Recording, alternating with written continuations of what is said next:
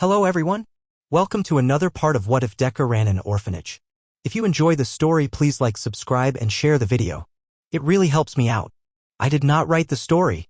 The original writer is Kyodon. Please go support them. Now let us dive in. Izuku was laying in his bed, getting ready to go to sleep after a long day when suddenly he heard a knock on the door. Who is it? Now, Izuku didn't know who could be knocking on his door this late at night. It could have been one of the girls looking for more cuddles, like Kei, Eri, or Kyoku. It could have been Yami or Fu asking for more food. It could have been his mother wanting to talk to him. Or in a worst-case scenario, it could have been Momo, Ida, or Achiko telling him that something terrible has happened. It's me. Who Izuku did expect, probably the last person he would have expected, was Fuku. His eyes widened and he was stunned into silence for a moment before he quickly responded. Oh. See, come in. There was a moment of silence. Presumably, Fuku was hesitating before she ultimately opened the door. Hi. Izuku. Fuku stuttered before looking at the ground with a pained expression. This whole thing was concerning to Izuku. Firstly, Fuku approaching him was odd. Not bad, but definitely odd. And now this. She was definitely trying to call him dad. Which should have pleased him, and it would have if not for how forced it was. It was clear she had tried and failed to force herself to call him dad and was clearly displeased at her inability to do so. But why was she forcing herself to call him dad in the first place? Hey Fuku, is everything alright? Do you need anything? Izuku asked, not wanting to sound overly concerned. Sometimes that would make Fuku think she did something wrong. I'm okay. Fuku said a bit too quickly. It's just I was wondering, if it's not asking too much, if you could possibly spend the day with me tomorrow. Almost immediately, Fuku closed her eyes and held her head down, putting her hands over her head and seemingly waiting to be struck or yelled at. Of course. I may be a busy person, but it's my job first and foremost to take care of you and the others. Izuku reminded her. And to make sure none of you want for anything. So if you want to spend more time with me, then I'll be happy to do so. Thank you so much. Fuku said. I am really looking forward to tomorrow. I have a lot of things I want to do with you. I'll be looking forward to it too, Fuku, Izuku told her, giving her a kind smile. We should both get some rest. Sounds like we have a big day tomorrow. Oh. Yes. Oh, could you imagine if I asked to spend time with you and then I couldn't do anything right because I was too tired? Fuku gulped. That would be so disrespectful. It'd be fine. It happens to all of us. Izuku reassured her. But let's try and keep that from happening. Rewrite. I'll be going back to my room now. Fuku said as she shuffled back towards the door. So sorry for disturbing you. Good night. Good night, Izuku told her as she left. Once Fuku was gone, Izuku laid back down. I'll have to figure out exactly what's going on with her tomorrow. Hopefully it's nothing too serious. Izuku woke up to the smell of eggs and bacon. He opened his eyes and saw a veritable feast in front of him, laying a large wooden tray in front of him. There were eggs, bacon, pancakes, and orange juice. Something you'd see as typical American breakfast. And it smelled amazing. Gee, good morning. Izuku looked up from his breakfast and saw Fuku sitting at a small table next to him with a stack of pancakes and strawberries on her plate. She looked up at him anxiously with the tiniest tinge of hope in her eyes. I wanted to make you some breakfast, as a thanks for everything you've done for me. And I really wanted to eat with you too. A huge smile grew on Izuku's face and he moved out his arm to pat Fuku on the head. Thank you. It looks amazing. But you don't have to thank me really. I really do. Fuku insisted, looking down at her food with a frown. I had to leave my room early and ask Sato to teach me how to make this, because I heard you were a big fan of American stuff, so I wanted to make an American-style breakfast. I wouldn't have been able to do that without you. I probably wouldn't have been able to do a lot of things without you. Without you, I'd probably be all on my own, in a room, forever. Point is I have a lot to thank you for. So, please enjoy the meal. Izuku stopped himself from sighing or frowning. It was hard seeing Fuku be depressed. But she was still so much better than how she was when she got here.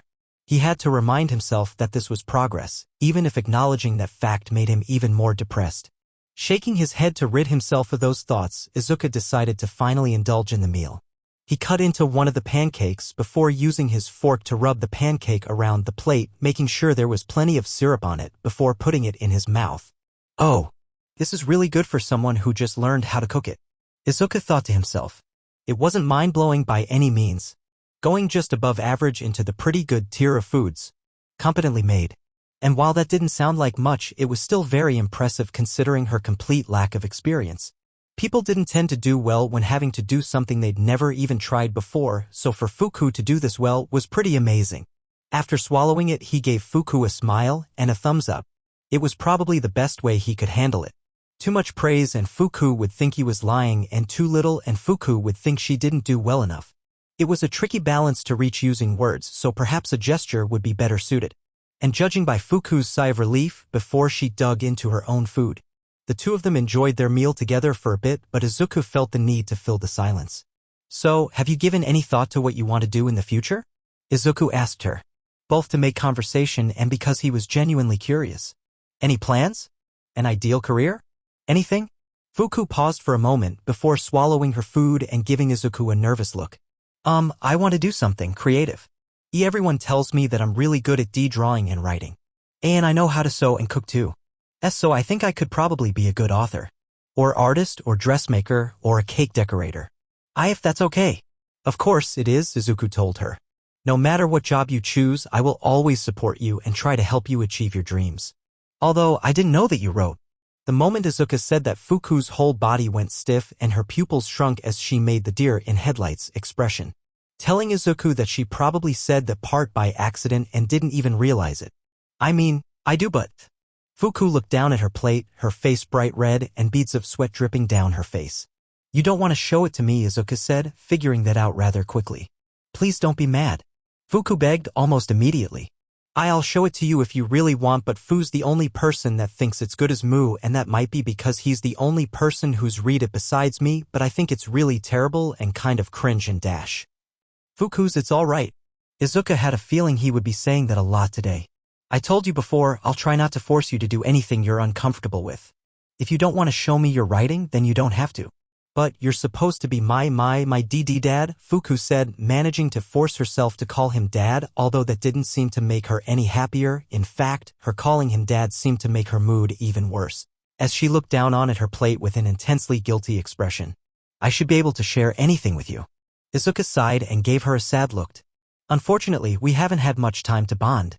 One of the downsides of my job is that I can't spend time with all you kids at once. And some will call for more of my attention, meaning that it can leave my bond with certain children a bit lacking.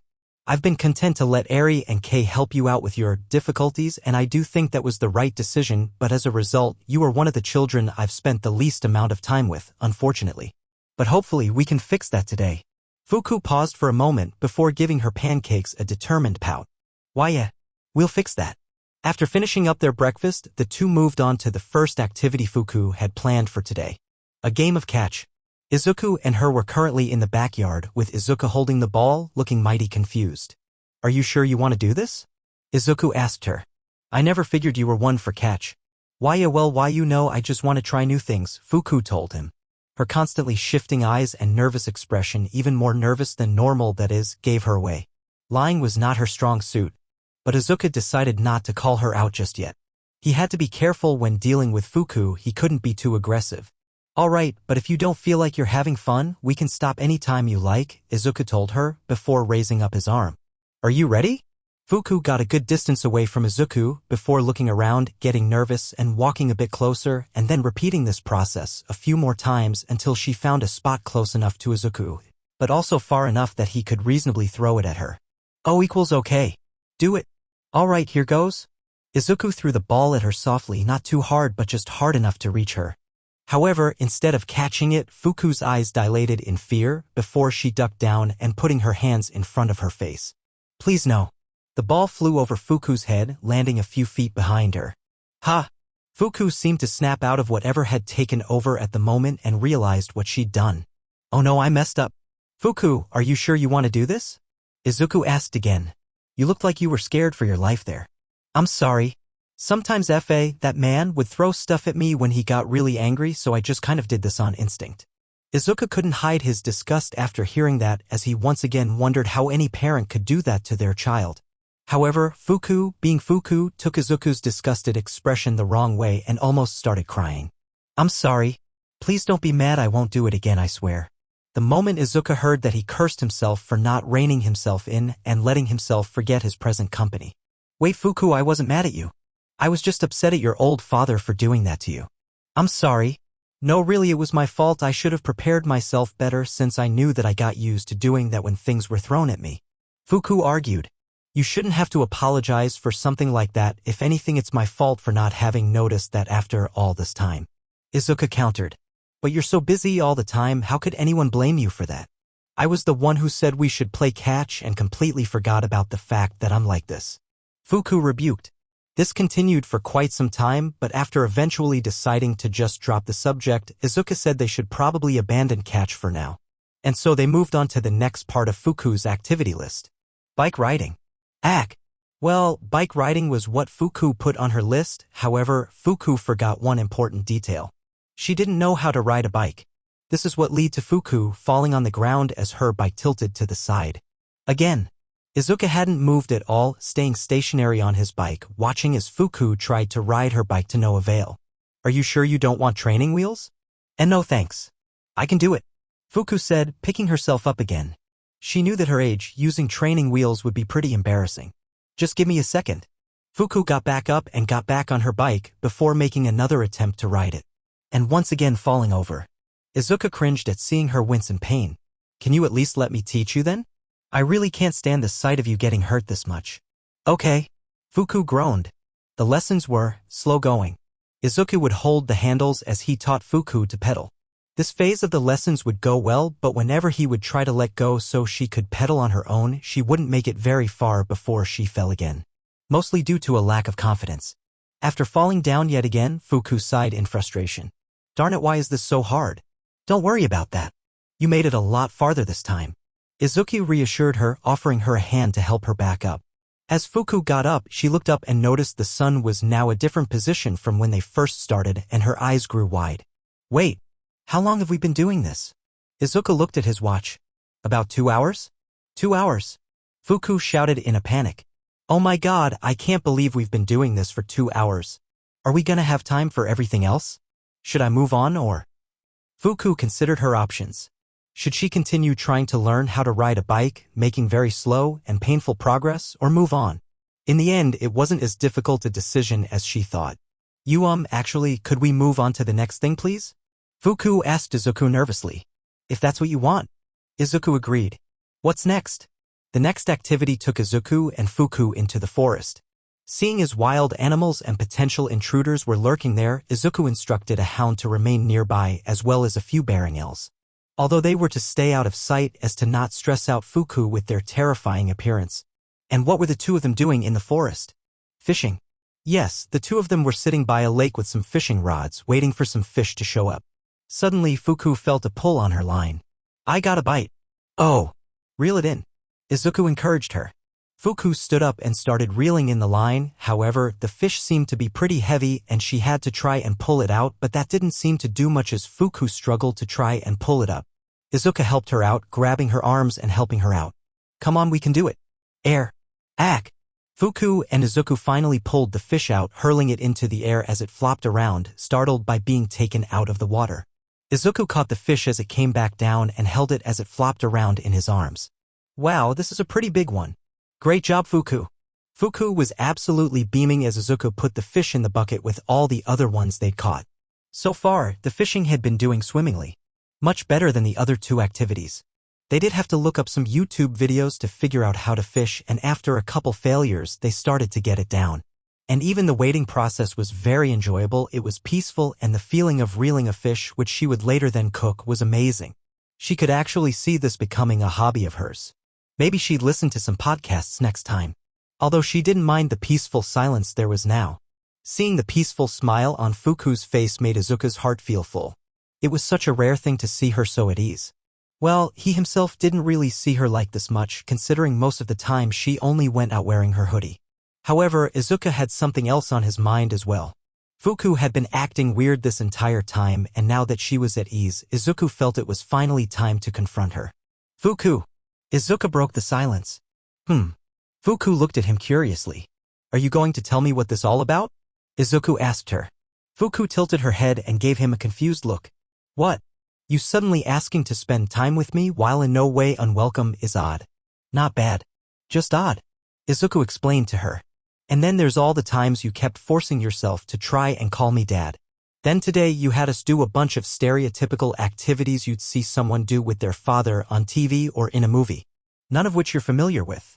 Something is obviously up with you, and as your caretaker or as your father if you prefer, I need to know what it is and if I should be concerned. Please be honest with me. Fuku's face fell, a saddened expression overtaking her as she once again looked away from him and down at the lake, staring at their reflections. After a few moments of silence, she finally worked up the nerve to answer. I want Eri and Kei to be my sisters. I mean, they might already think of me as their sister. I think they've called me that a few times, but I want it to be official. But for that, I need you to be my dad. But I just can't think of you as my father. Fuku. Izuku looked at her with a saddened expression. Not because of the whole can't think of you as my father thing that stung a little, but he was more so upset because this was clearly eating her up inside. And I don't know why. Fuku shouted, tears of frustration welling up in her eyes. I like you. You are a really good person who's done so much for me and the people I care about. You've given me everything I ever wanted and things I didn't even know I wanted. And you even worked yourself to the point of getting sick just for us. But whenever I try to think of you as my father, I feel sick. I feel like I want to throw up and I don't know why. What's wrong with me? Fuku was really crying now, although softly, her tears falling into the lake as did so. I'm sorry. I thought that maybe if we spent more time together then I'd be able to think of you as my father no problem, but I still feel gross when I try to think of you that way. I'm sorry. I'm really sorry, I don't know why I feel like this. There was a few moments of silence between them. The only sound in the whole area was the noise Fuku's tears made as they hit the water. But eventually Izuku responded. What is the definition of father to you? Ha! Fuku was confused by the question. Or rather why he asked that out of the blue. I asked, what is the definition of a father to you? Izuku repeated. If you were to guess, what would be the dictionary definition of the word father? Oh, a man who takes care of his children and helps them grow? Fuku guessed, unsure where Izuku was going with this.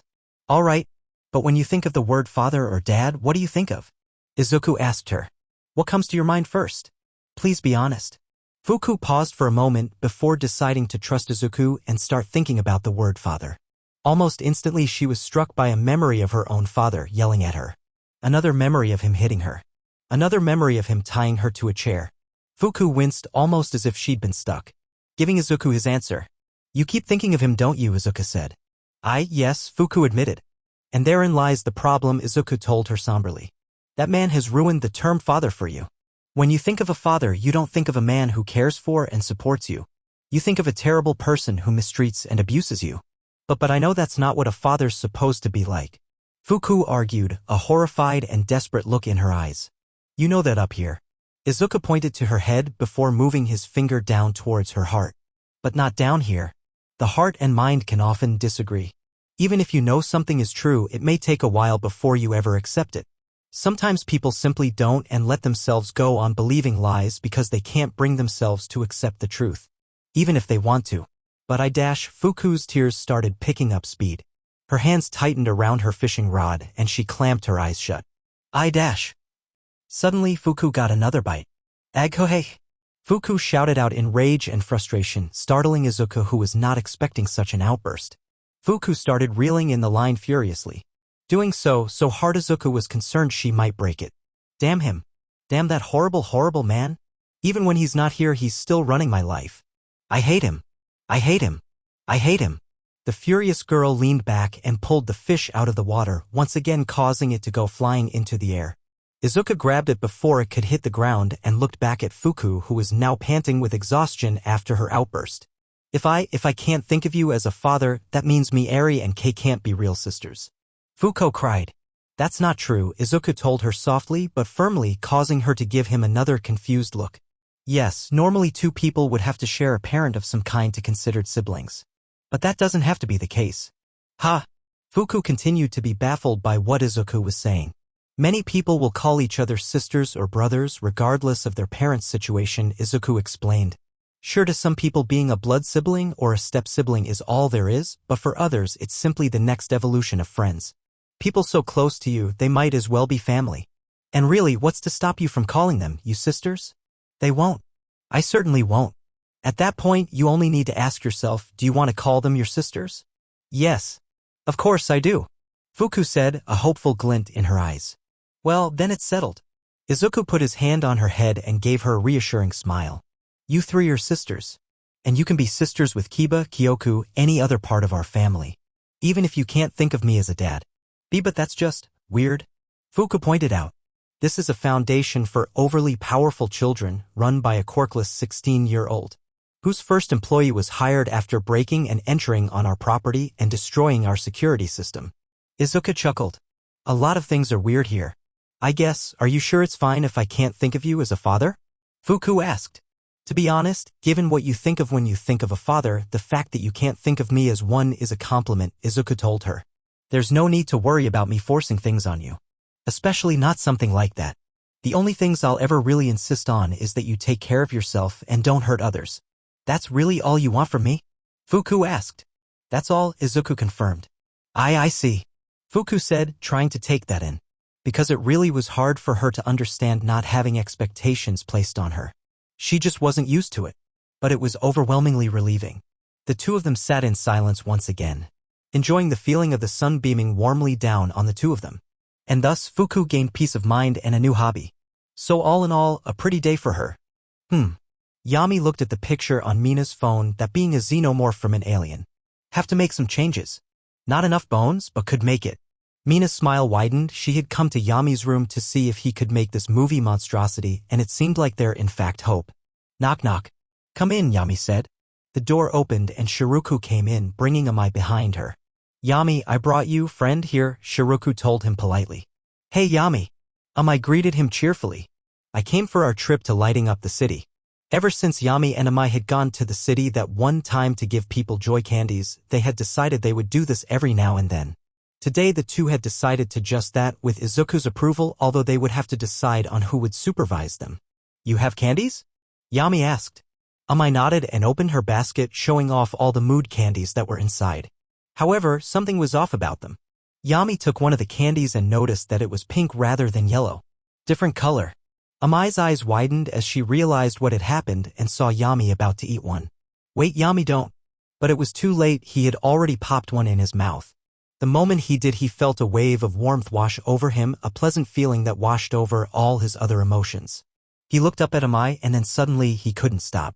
Now he liked Amai. She was his first friend, not a sibling or whatever Ken and Nara were to him, and she was very pleasant to be around. But for whatever reason, he liked her significantly more now. Just seeing her gave him a happy feeling, and he was really glad she was here. Also, she was just very nice to look at. She was just very pretty, and her bright blonde hair just radiated joy. And that adorable red blush was also adding to his desire to keep looking at her.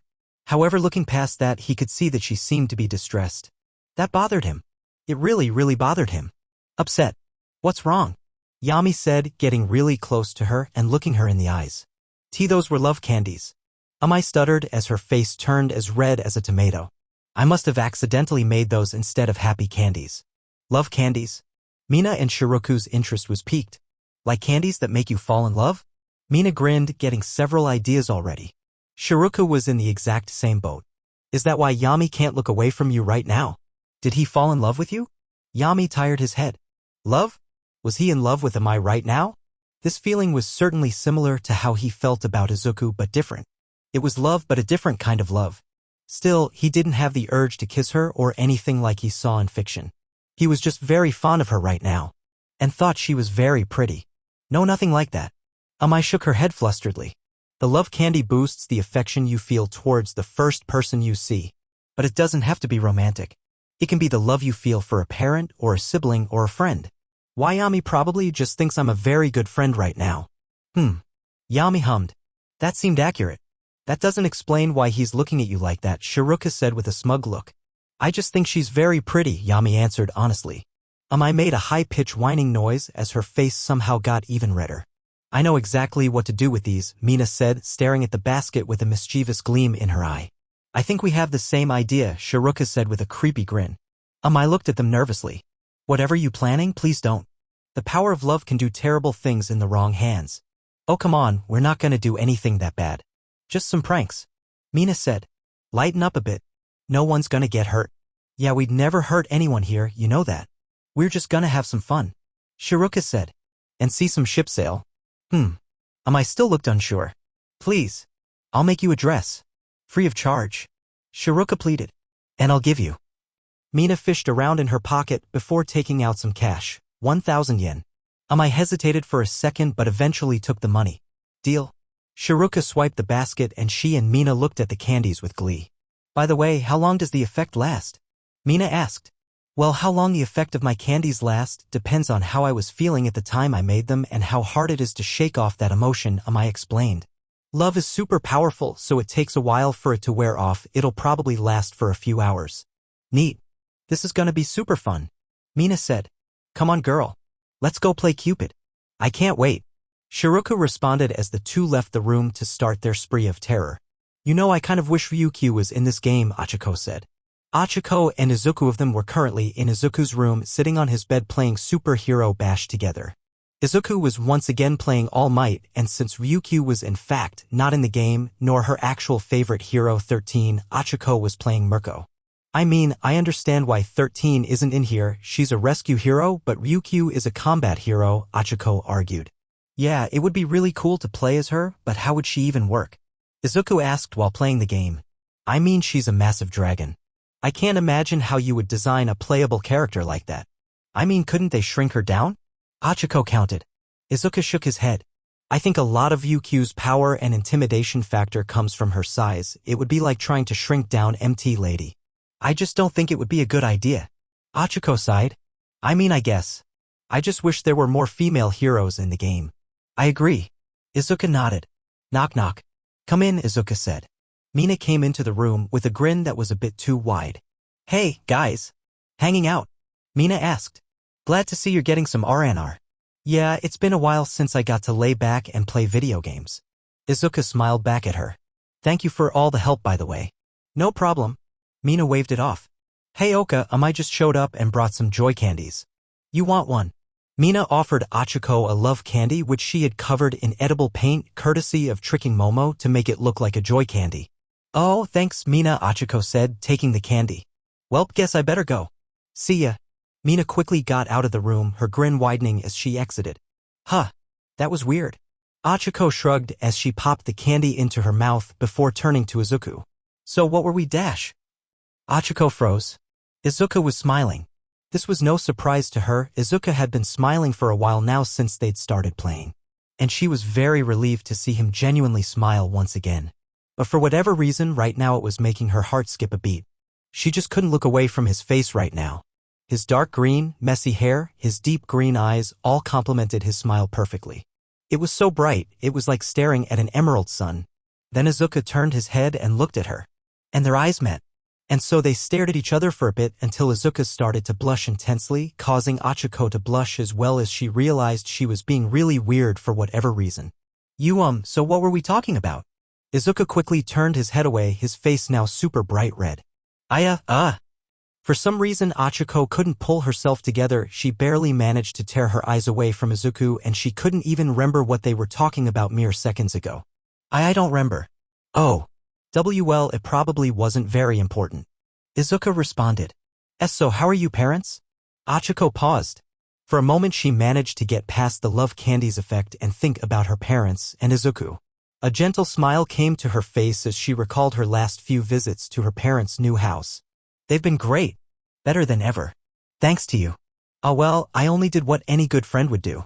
Izuku's blush deepened. Achiko actually laughed at that even though her heart was beating much faster for some reason. Friends spend stupid amounts of money to get their friends' parents work even though they're almost on the other side of the country? I don't think so.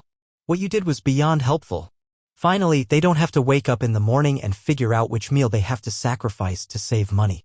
Or spend all day having to make calls to try and find work.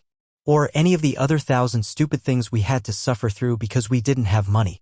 Now they can just be happy. You have no idea how much that means to me. Honestly, I'm so happy I could kiss you, I dash. She froze. The moment she realized what came out of her mouth, she froze and her face got so red she was worried she might pass out with all the blood going to her cheeks. And Izuku was in the same boat. At the end, Achiko screamed internally. Why did I say that? I mean, I wouldn't mind kissing him, but wait. What am I thinking? We're just friends. Just very, very, very close friends. The closest friends. Friends for life. Oh God, why does that feel wrong? What is happening? Wait a minute. I only started feeling weird after Mina gave me that mood candy. She must have something to do with this. I knew that her smile was a bit too wide. Oh, when I get my hands on her, I'm going to. Knock knock. Suddenly there was someone else knocking on the door, interrupting Achiko's inner monologue. Unfortunately, had crashed so he wouldn't be responding for a little bit. See, come in. Achiko responded, hoping that this could break up the weird tension in the room. Todoroki came into the room, looking stoic as normal. He took one look at Izuku, who was still frozen and completely out of it. Uraraka, is Midoriya all right? Why, yeah, he's fine, Achiko said. Right, Izuku? Izuku didn't respond. Achiko reached down and grabbed Izuku's hand, shaking him a bit. Hey, Izuku. Izuku jolted into alertness the moment their hands met. Ha, what? Ha, Midoriya? Todoroki said, to get his attention. Huh? Todoroki. Izuku finally became aware of his surroundings again, although the blood rushing to his face was not helping him reorganize his thoughts. What did you need? Sorry, I was a bit out of it. I could see that. Todoroki noticed. Anyway, I have this sudden urge to see my sister. I don't know why, but I want to. I wanted to ask permission to go home and see her for a day. Oh, that's fine. Izuku approved. Go ahead. Todoroki nodded and took his leave, closing the door behind him and leaving the two alone together again. There was an awkward silence that permeated the room for a few minutes as the two sat in silence with completely red faces. Eventually, Izuku broke the silence. Soama, why your hand is still on mine? Achiko's eyes widened and she realized that her hand was in fact still touching Izuku's and she quickly pulled it away. Sorry. It's fine, Izuku responded, looking away from her. I have to go do something real quick. Achiko said, practically jumping from the bed to the door, so fast you'd swear she was using full cowling. See ya. Achiko left the room in a hurry, ready to go murder her pink classmate. I don't understand how you don't understand this. Nara admonished her brother. It's a simple equation. You're calling this simple. Ken held up the book they were working in.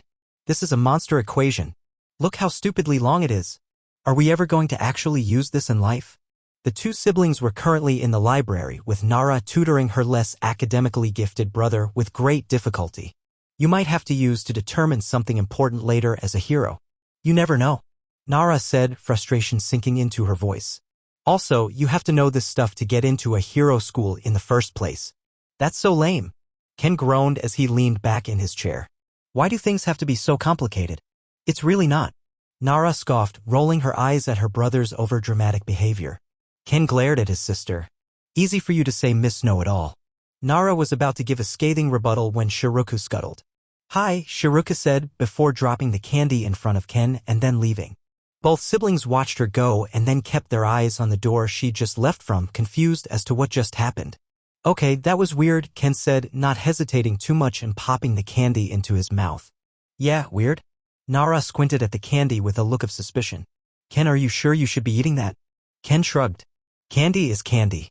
If she gave it to me, I'm gonna eat it. Nara sighed. Fine. Let's just get back to work. Ken groaned and looked back at his sister, however something seemed off. He couldn't muster the same feeling of annoyance that he did usually, and instead he was focused on how determined she looked. Sure. Whatever. Despite Nara's best efforts, Ken couldn't really focus too much on the work itself. Rather, ironically, he was more focused on how hard she was trying to tutor him. How much effort she put into trying to make him understand the things on the page. It made him feel like a dick for being so dismissive and rude earlier. This distraction did not go unnoticed by his sister, however. All right, what's going on? Nara said, putting down the book and giving her brother a frustrated look. You've been giving me weird looks for the past half hour. I don't know, Ken said, blushing as he turned his head away from his sister. It's just, you're working really hard to try and teach me this, huh? Nara raised an eyebrow. Yeah. Obviously. Not like it's easy to get all this through your thick skull. Ken sighed. I guess, sorry for all the unnecessary comments, I guess. It's just, this is really frustrating and really, really boring, and I'm just venting out you even if you don't deserve it. Nara gave him a dumbfounded look, just staring at him in shock and confusion for a bit before expression shifted to that of concern. Hey, are you okay? Aside from feeling like a jerk, yes, Ken said sarcastically before lightly hitting the side of his head. Here I go again. It's like the only way I know how to handle frustration and anger is with rude and sarcastic comments. Ken sighed, putting his head down on the table. I don't get it. Why'd he go so far for me? I wouldn't say this is going so far, Nara said, started to get really concerned about her brother's suddenly odd behavior. I'm not just talking about this, Ken told her, picking his head up and looking her in the eyes. I'm talking about everything. All the times you stood up for me in front of mom and dad and at school, and you even came with me when DOC took me away. And in return, I treat you like garbage. Ken paused again, his frustration and anger fading into a sad, somber expression as he looked down at his Omnitrix. I almost suffocated you in your sleep. Ghost Freak almost suffocated me in my sleep. Nara corrected him firmly. Stop that, Ken told her weakly. Even now you still defending me. Pretending that Ghost Freak is some separate person that takes over my body. He's not. It's me. It was all me. All being Ghost Freak does is make me angrier. It was still me choking you. Because at the time I wanted to do it. Even after all you did for me, all because I was jealous. Jealous? Nara questioned. She'd never heard about this before. You were jealous? Ken paused again before answering. Yeah, I was jealous. How could I not be? You were always so much better than me. Or at least everyone always seemed to think that. You were smarter than me and more popular than me, and whenever something went wrong, it was never your fault. Always mine. They'd always accuse me. And I know it's not your fault. I know that. But I just kept feeling this anger bubble up for you that didn't deserve. And I always knew you didn't deserve it, and that just made me even angrier. He paused again, and Nara just sat there and processed all this new information with a thoughtful yet concerned expression. But you were all I had. Ken continued. And you knew that. That's why no matter how many times I told you to go away, you stuck around. And thank you for that. I can just never say this for some reason, but thank you. I don't know why that's so hard, but it is. And it makes me wonder why you put up with me and when you're going to have enough one day. Don't talk like that, idiot. Nara scolded him. I told you, didn't I? I'm not leaving you alone. That's an easy thing to say, but we all know how unbearable I get, Ken told her. I don't even really have a right to complain as much as I do. Have heard about what happened to the other people living here? What happened to Eri? Ugh. Is that why you've been avoiding her? Nara had been meaning to ask him about that for quite some time now, and it seemed like she was finally gonna get her answers. I just can't stand to be in the same room as her. Ken sighed, looking a bit guilty. She went through all that, and she doesn't complain or get angry or anything. And I get upset whenever Izuku makes me eat vegetables. It just doesn't feel right. Nara winced a bit, knowing the feeling, or at least part of it. When she'd heard about Eri's background, she felt a lot of things. Horror, disgust, anger, pity. But she also felt small. Nothing she ever went through would compare to what Eri experienced.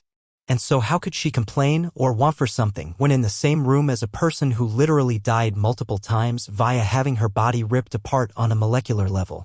It almost felt uncomfortable to be in the same room as her because all she wanted to do was apologize to the poor girl for everything she'd been through. Even if she seemed mostly fine right now. Honestly, Eri could stab her with that horn and she'd still feel sorry for her. And she didn't really know to handle these feelings. But she did know that Eri herself wouldn't want to be treated any differently, so she tried to keep everything the same, with her emphasis on try. But now wasn't the time to think about that. Right now Nara had to worry about whatever was going on with Ken. Clearly, something had been done to him.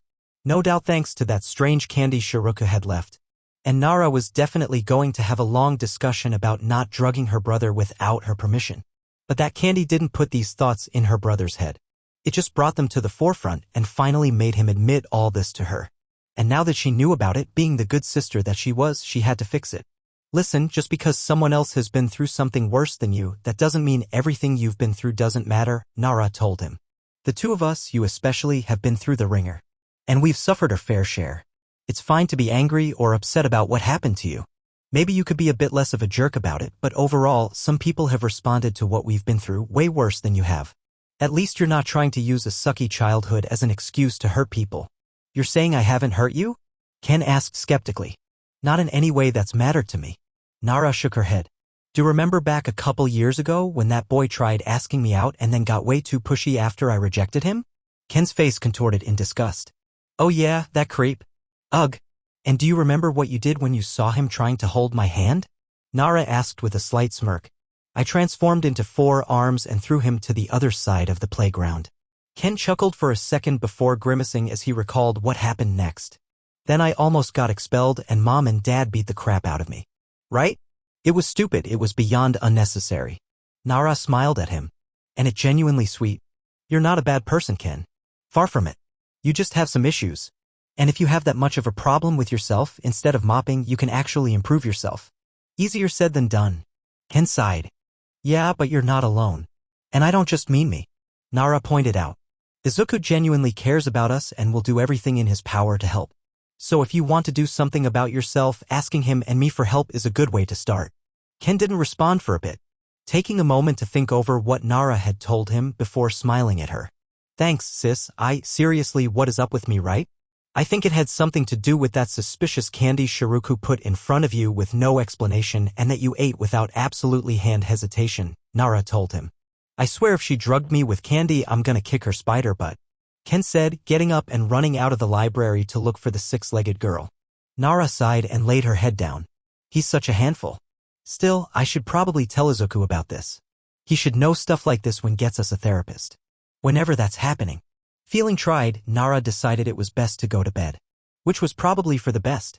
If Shiruku was going to start messing around with more of those candies, she had a feeling things were gonna get chaotic real quick. Oh, Fuku. EAP. Fuku jumped after suddenly hearing Mina's voice on the other side of the door, quickly closing her laptop and cutting her writing session short. Mina.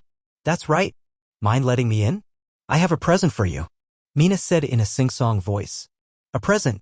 Fuku thought about what Mina could possibly want to give her. Eyes at acid to the face. Oh, come on, Fuku, you should know me by now. I'd never hurt a hair on your head. Mina told her. Does that mean you'd hurt everything but my hair? Fuku asked, holding on to her messy hair. You know what I mean. I'm not gonna hurt you. Trust me. Eri and Kei have said good things about me, right? That has to mean something. Mina pointed out. Well, they do say good things about you. Fuku reasoned. I guess I could let you in. And so hesitantly, Fuku opened up the door and allowed Fuku into her room. Hey, Fuku. I don't have much time because I'm trying to give these out to a bunch of people, but I have some special candy for you. Mina told her, putting a piece of candy in her hand. Oh, that sounds good. Fuku was about to eat it when Mina stopped her. Wait, don't eat it now. Eat it in front of the mirror. Mina told her as she ushered the child over the mirror. Fuku stood in front of the mirror and gave Mina a confused look. Why? Just trust me. And make sure you're looking directly at yourself when you eat it. Mina told her as she stood off far to the side. Go ahead. It'll be great. Fuku gave Mina a suspicious look and considered not doing it before also considering that might anger Mina. And in fear of that, she just decided to do what she told her.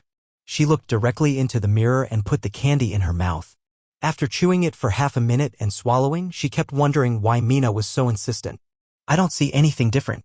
It's just my adorable self. Wait, what? Fuku's eyes widened. Where did that thought come from? Since when did I think I was cute? I'm not cute. I'm not supposed to be cute, but... She took a closer look at herself in the mirror and noticed that despite not changing in appearance one bit, she looked different somehow. Her messy purple hair, her eyes, her face, her small stature, all of it now seemed cute to her. She looked cute. Fuku smiled in the mirror as she admired herself, feeling a wonderful sensation push its way into her heart and her head and pushed out many of her negative thoughts. Mina also smiled as she watched Fuku run her hand through her hair, knowing her plan had worked. I wonder if I would look cuter if I styled my hair, Fuku muttered to herself absent-mindedly.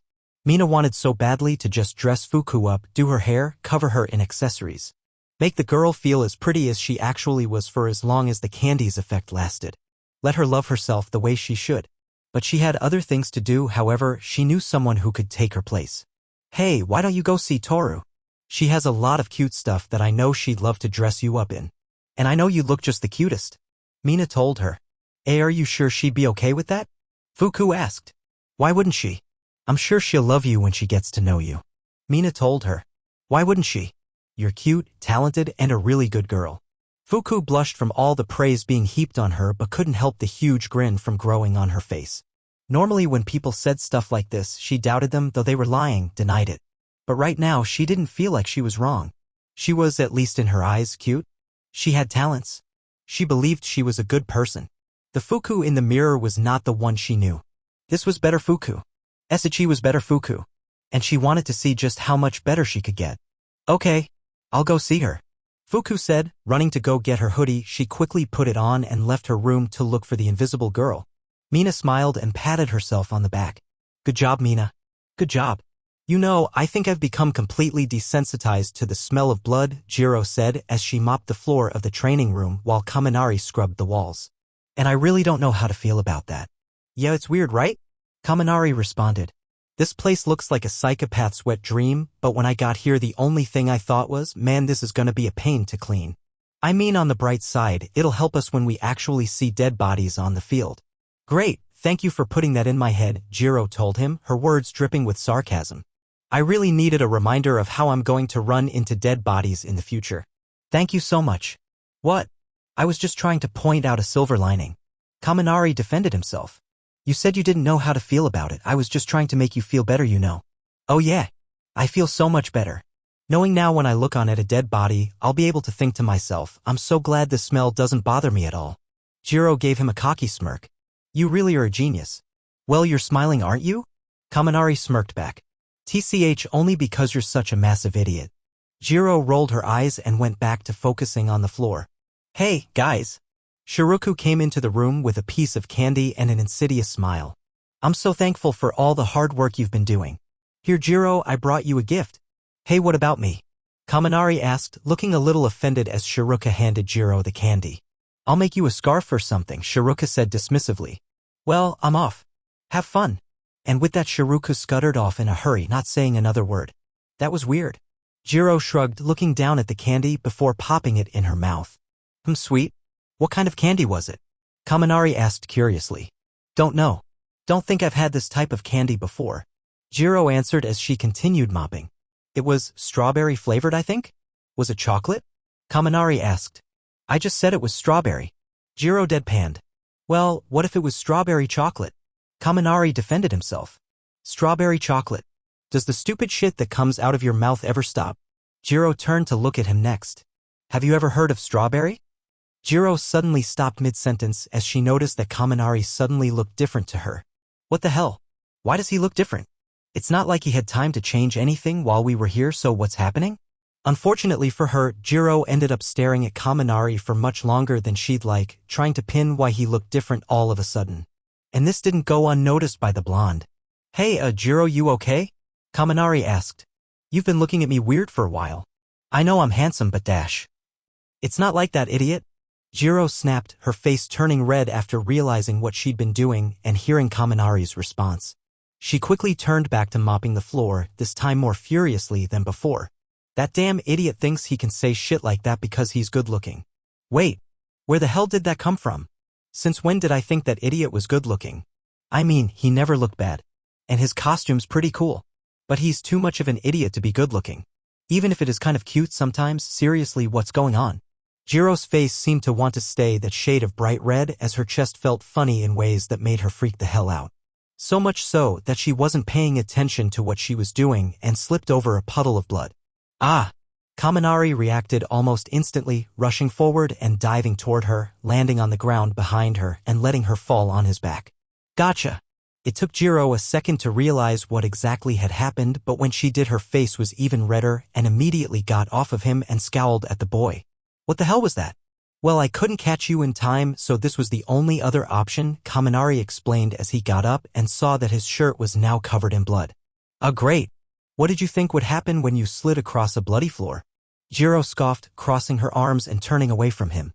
Well, I supposed to do, let a pretty girl get covered in blood? Kaminari winked at her and put up some finger guns, not a chance. Somehow Jiro's face went even redder. You son of a ga. Jiro turned around and stabbed Kaminari in the arm with her jacks. Ow! What was that for? Kaminari cried out in pain, rubbing the spot on his arm where she stabbed him. That's what you get for saying stupid things you don't mean. Jiro huffed. What are you talking about? Kaminari gave her a confused look. Calling me pretty. We both know I'm not exactly the most attractive girl in class. Jiro pouted, looking down at her chest. Don't give girls false compliments, it's a good way to get slapped. But I wasn't lying, I think you're pretty. Even if you have no tits out.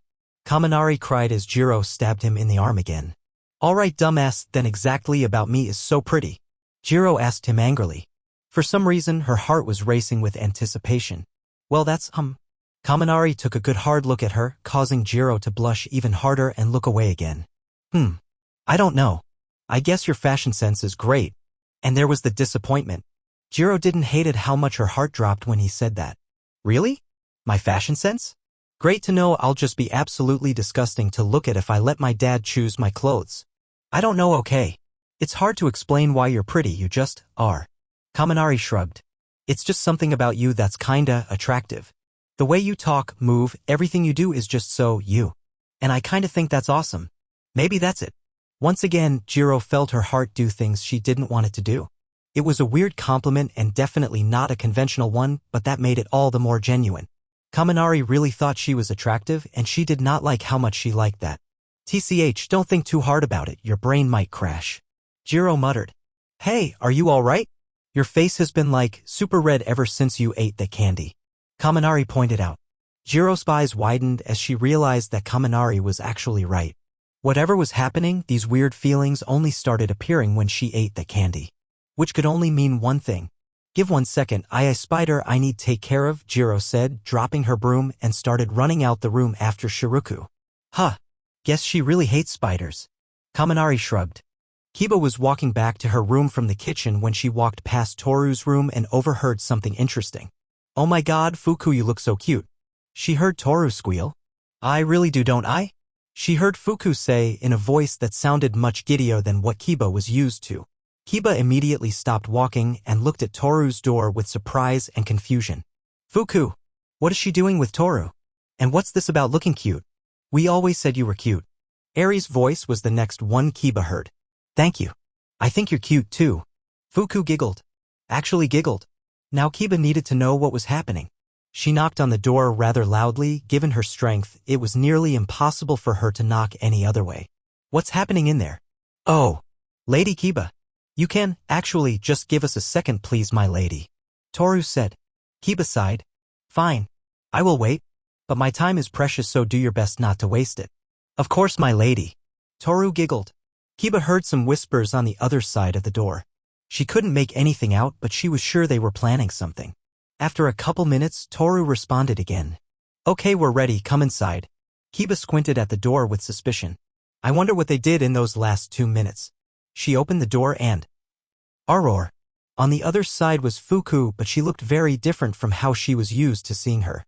There was no hoodie in sight, instead she wore a brown and pastel dress with a skirt covered in bears and a big bear paw on top. She also had on brown stockings and little bear paw shoes and bear paw gloves. Her hair was also brushed and styled into pigtails held by bear-themed hair clips with a barrier headband on top. Fuku currently had both her pawed hands up, trying to make herself look menacing. And it was the single cutest thing Kiba had ever seen. Thud. El Lady Kiba. Fuku shouted out in horror as Kiba fell back onto the floor, clutching her heart. I'm fine. I think I just saw an image of the afterlife. And it beautiful. Fuku said as she pulled herself up and looked at Fuku. Fuku, what possessed you to wear such adorable attire? You don't like it? Fuku asked, looking discouraged. No. Do not mistake my words. You look so cute, I wish to burn your current appearance into my memory. Kiba corrected her. In other words, she thinks you look super cute too, Kiba. Toru giggled. Fuku started believing us about her being cute all of a sudden, and now she wants to dress up. Eri said, and now that brought attention to herself, Kiba suddenly got a look at her outfit. She was dressed in a bright ruby red dress with some black accents and some red gemstones along the skirt. She also wore a pair of bright red shoes and a red hat, all of which made her utterly adorable as well. After taking a good long look at the two of them really drinking in the sight, she turned to Toru. So these two have been here, dressing up in various adorable outfits, and you didn't see it fit to summon me. I'm sorry, Lady Kiba, if it helps I did take pictures. Toru said, trying to appease her. I trust those pictures will be sent to me with haste, Kiba said before she turned to see Fuku looking in the mirror again, smiling. Dear sister, as happy as I am at this development, you appear to be in an unusually good mood. I wish to know what caused it. Oh, I don't know. Fuku admitted. I just looked in the mirror and I didn't feel like I was myself. I mean, I'm still me, but I don't feel like me. I normally don't like me, but right now I feel like someone that I do like. Fuku looked into the mirror at her reflection and smiled, touching the mirror. I feel like I like myself. While Fuku was smiling at herself in a mirror, everyone else gave her a confused look. Not quite understanding what she meant by that, but getting a general impression that it was a good thing. Well, you seem happy, so it must be a good thing. Toru surmised. Hey Lady Kiba, can we dress them up in some of your clothes? Please. Normally, Kiba would scold her for suggesting such a thing. However, the thought of putting Fuku in some of her more elegant clothes. I will allow it. Really, thank you, sis. Fuku said, giving Kiba a smile brighter than any she'd given before. Thud. Kiba. Kiba closed her eyes as she lay on the ground. I have lived long enough to witness the radiance of 1,000 supernovas. Truly, it was good a life. I can rest in peace. Lady Kiba, no? Toru shouted dramatically. However, before they could continue the bit, they heard the sound of running in the halls outside. Wait a minute, it was just a prank, shouted a panicked Mina as they heard her running by. We just wanted to improve your relationships. Shiruka shouted in that same panicked state. Come back here, you pink devil. They heard Achiko shout, sounding very, very angry. You a dead woman, Mina. You hear me? Jiro yelled, sounding even angrier. I'm gonna fry you, you little bug, shouted Ken in his heat blast form. I'm an arachnida. Hot. Hot. Hot. Shiruka cried. As the sounds moved away from them as the chase continued further into the house, the girls all looked at each other. Should we be concerned? Eri asked. There was a short pause before Kiba answered. I'm sure father has that under control. Now to my room. Mina and Shiruka stood in Izuku's office, in front of the greenette himself, with their heads held low and their bodies banged up. Mina was covered up in bandages with bruises all over her face, the swelling very evident. Shiruku was also covered in bandages with burns covering her body. And Izuku was looking over them with a deadpan expression. So, I'm not surprised, I'm just slightly disappointed. We were only trying to help out and have some fun. Shiruka pouted. I'm sure you were. Trying to pair me and Achiko, Jiro, and Kaminari. Trying to get Ken to admit that he appreciates his sister. Getting Fuku to finally love herself. At face value, these all sound like great things. Izuka sighed. However, once you actually think about them, you start to see why I said they were so dangerous. What if, while under the influence of the candy, Jiro did something she wouldn't normally and then heavily regretted it? Love is not an easy thing to handle emotion. And it can cause people to do stupid things. And even if anyone got together under the influence of the candies, would they stay together after the effects wore off? Would it damage their relationship if they tried getting together? Would it damage their relationship if they broke up after the effects wore off? How would one party feel if they knew the reason they got together with someone else is because that person was essentially drugged into liking them more? Well, when you put it like that. Mina wilted under Izuku's logic, rubbing her arm sheepishly. Shiruku just looked at the floor. And as for Ken, what if instead of confiding in his sister, he pushed her away even more? Ken has a tendency to react rashly, and had things gone in a slightly different relationship, it could have done some damage to his relationship with his sister, which would have seriously hurt him. Izuku continued. And as for Fuku, well, I'll be honest. I've considered using a Mai's quirk to do something like this with her before. It'd be nice if Fuku could appreciate herself. However, the ultimate issue with that is what happens when the effects wear off. Fuku enjoyed the feeling of loving herself so much, and she was absolutely crushed when I told her the effects weren't permanent. And it was a good thing I did find out, otherwise she would have had to figure that out the hard way. Can you imagine how distraught she would have been, trying to figure out why she can't view herself in the same positive light anymore? Both Mina and Shiruka winced as they felt the guilt crushing them like a boulder. Fortunately, nothing too terrible happened. Ken's a bit miffed and he's gonna be upset with you too for a while. And Fuku's quite upset. But we can take some positives from this situation. Izuku revealed. Now I know a bit more about how Ken feels, which should offer good insight when I get him into therapy. And now that Fuku knows that she is capable of loving herself, she can work towards doing so without relying on Amai's candy. Ultimately speaking, we're very lucky that this panned out in probably the best way it could have. But things could have gotten really bad if just a few things were different. Sorry, Daddy.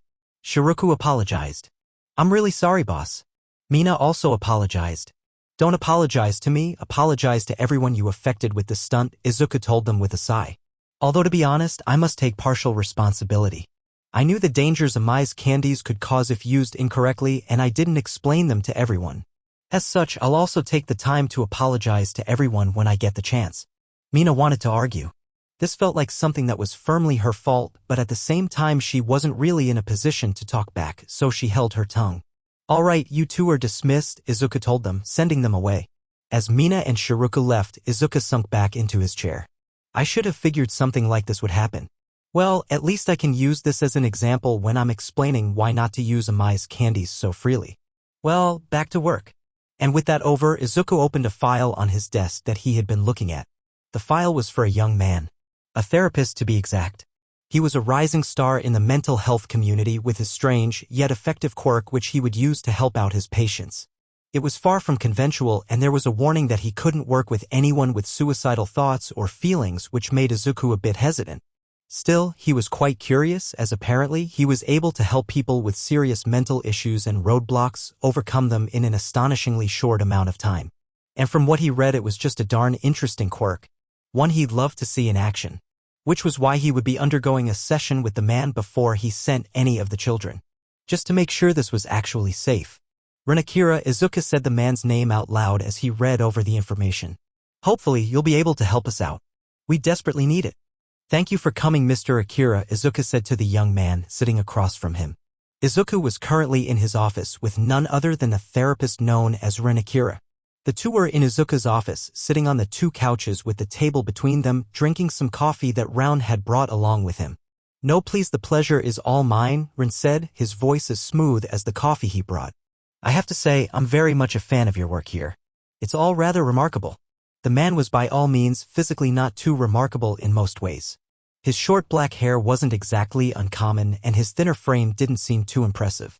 However, he had a rather attractive face that worked well with his glasses, and his outfit, consisting of mostly black clothing with some red thrown in, suited him very well.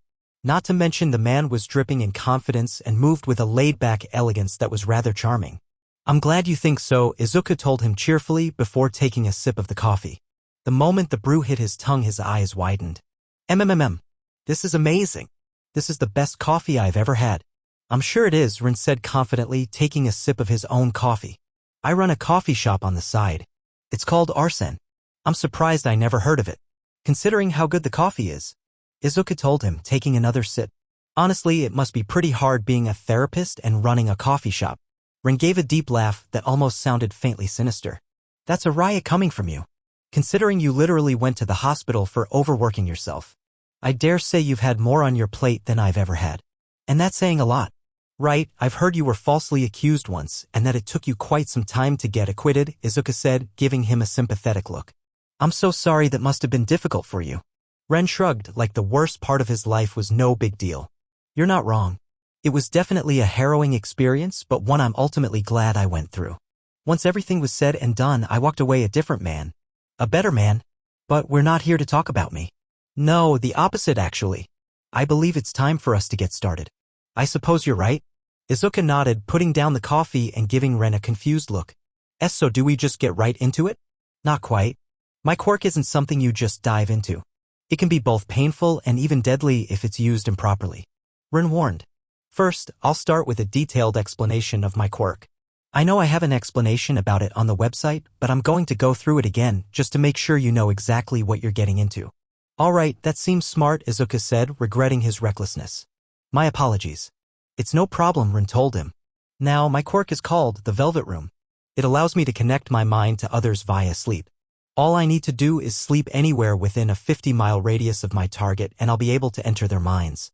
Now, what my quirk does is that it physically manifests a material realm inside a cognitive space, building a world out of your mind. Do you understand this so far? Pretty much, basically your quirk turns metaphorical aspects of myself and creates a world from them. So let's say that my mental issues would turn into some kind of monster. Izuku said, trying to understand as best he could. That's about right? Ren nodded. The mind, however, is too big and varied that creating one big world is beyond my quirk's capabilities. So what it will do is it will create various smaller worlds based on certain aspects of your mind. Typically memories of places of importance to you, but through your own lens. I call these palaces, because it sounds cool. These palaces are filled with people that you know or are acquainted with in some way, but once again they are through your own lens. They're going to act as how you view them to act. Some are harmless and some are incredibly hostile and will attempt to harm you. I call these shadows, and they're the reason I don't work with suicidals. You see, for the most part, even if your mind is hostile towards you, let's say you have a persecution complex and you constantly blame yourself, the shadows in your mind will attack you, but it's still your mind, and so long as you don't want to die, they won't kill you. I see, I figured that might be the case. Izuku had done his own speculation on Ren's quirk, and it looked like some of his theories had been correct. And then of course there is the ruler shadow. Ren continued. AKA you. The ruler shadow is, as you can probably imagine, a version of yourself, a fragment, so to speak, of you that runs that palace. Think of them as monarch. The monarch dictates the entire reality of the palace. If something were to change about the monarch, that would be reflected in the palace. If the monarch dies, then the whole palace will cease to exist. And what happens to the person in real life if you kill the monarch? Izuku asked. No idea. Ren shrugged. Given that it's part of someone's brain, it's probably not good. As such, I haven't tried it. I'm sure you can tell that my quirk is not something I can just screw around with. If I mess around, I could seriously harm someone's, maybe even kill them. Not to mention, I'd be hard to find some to volunteer to let me do experiments in their brains. And entering people's minds without persimmon is not something I'm willing to do. Izuku nodded. I guess it's best someone like you got this quirk rather than someone with more dubious standards.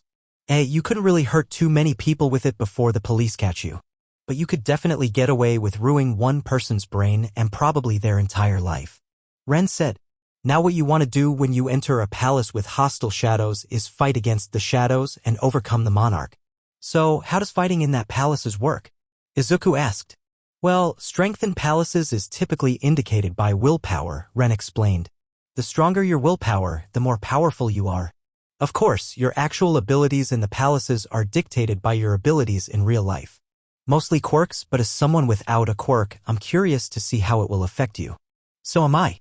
Izuku's mind was running wild with all sorts of possibilities about how his quirk may work in tandem with his own mind and lack of quirk. He couldn't deny he was kind of eager to just jump into it. Now then, I need to ask you. Do you have any suicidal thoughts or feelings? Ren asked him seriously. I've read your file as well as your physiological profile. And I have to say, I have my doubts. Just under a year ago, you were seriously depressed, you didn't even leave your house. And you were on the verge of being placed on the suicide watch list.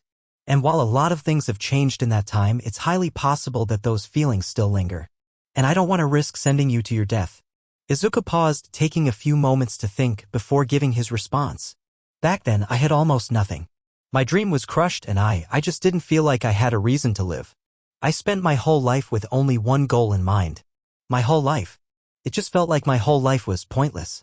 If things had gone on like that for much longer, those thoughts may have crossed my mind. Given enough time, I may have even actually done it or at least tried, but that all changed when I met Eri.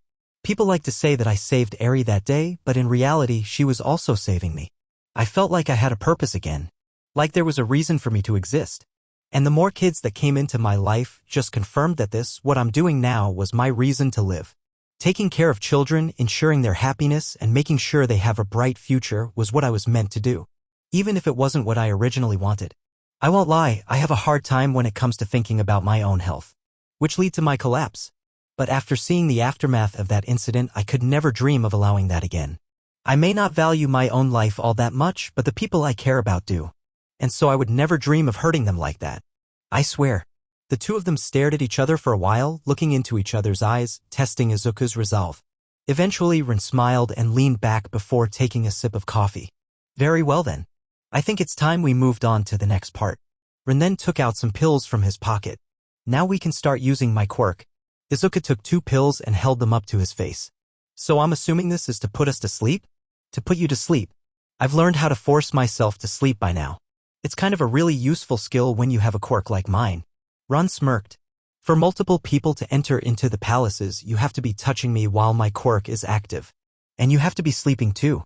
Ah, I see, Izuku said. All right, let's begin.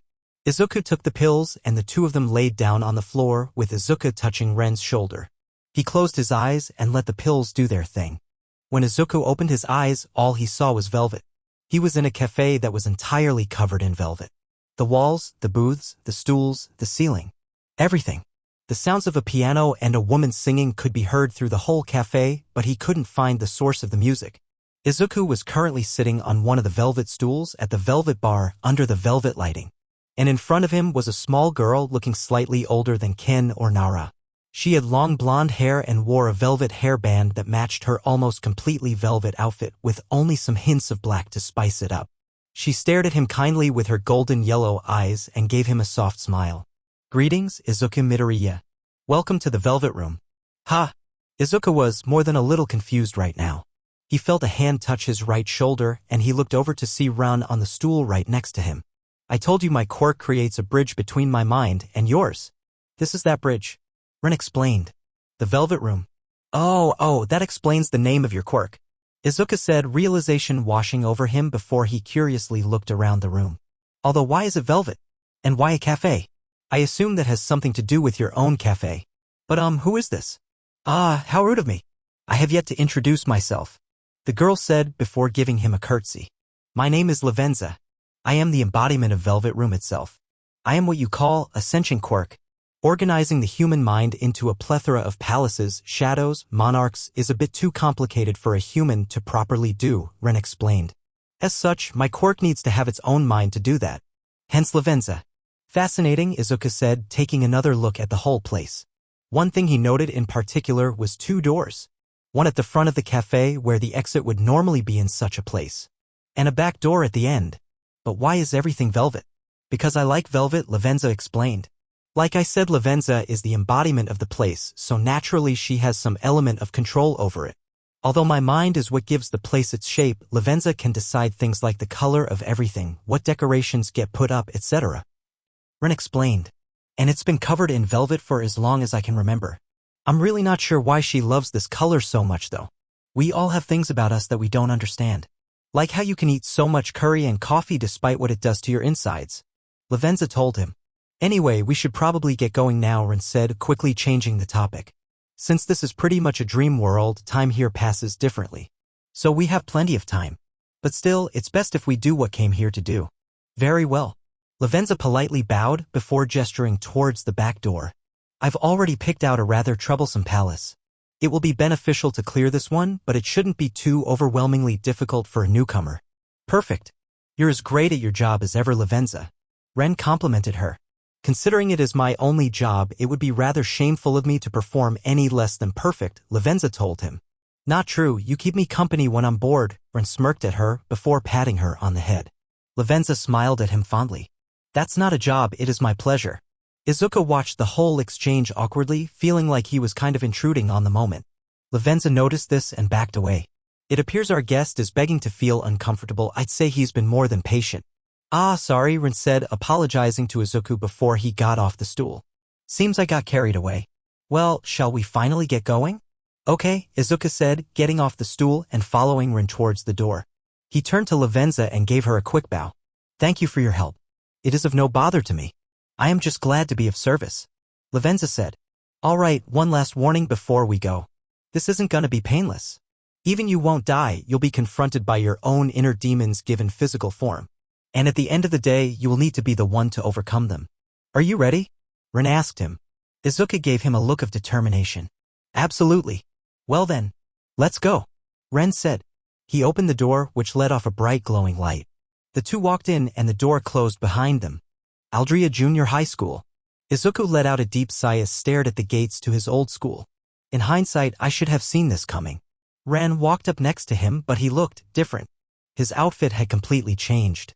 Now he wore a black ankle-length tailcoat, a high-necked waistcoat with gold accents, cinched black pants, brown-black heeled boots, and pair of red gloves. Over his face was a white domino mask with some black designs on it. What happened to your clothes? Izuka stared at him in shock. It's a cognitive realm.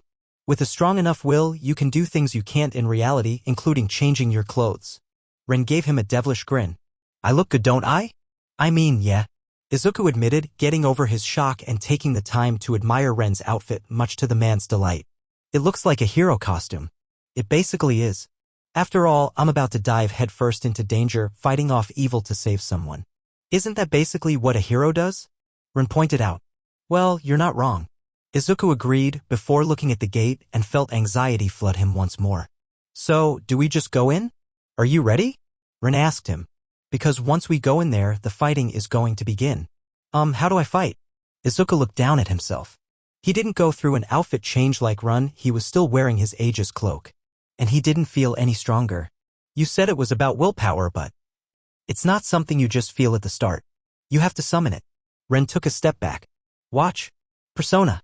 Suddenly, a pillar of black flames erupted from behind him, and from it came what Izuku could only describe as some kind of fallen angel. It was about 3 times the size of a normal person with a very thin, slender body and long arms and legs. From head to toe, it was covered in red and black, with some white ruffles. It wore a very tall top hat, on top of a black mask with long horns that pointed forward, and the mask also seemed to be its face, as it didn't seem to have a head. It wore a very 18th century themed suit with a popped collar and some stitched heart designs on the shoulders and of course those white ruffles on its chest. It also had very sharp heels. They were more like daggers attached to its boots. Lastly, it had huge black wings coming out of its back with feathers loosely attached to them. Overall, it was a very intimidating creature, so much so that Izuku took a step back from Ren and the beast while staring at them in awe. "This is Arsene. He is what I call a persona," Ren explained. "Essentially, it takes your will and forms it into a solid being to fight by your side and empower you, which allows you to fight back here." "Interesting. I wonder why it works like that," Izuku said, his mind filled with theories once more. "Probably because I read too much JoJo's." Ren shrugged. "Oh, guess that makes sense," Izuku responded. "So, how do I summon one?" "Well, you'll figure it out," Ren said, unsummoning Arsene. "I'd like to be less vague, but let's just say it's something you need to do without someone holding your hand. It's a part of the process."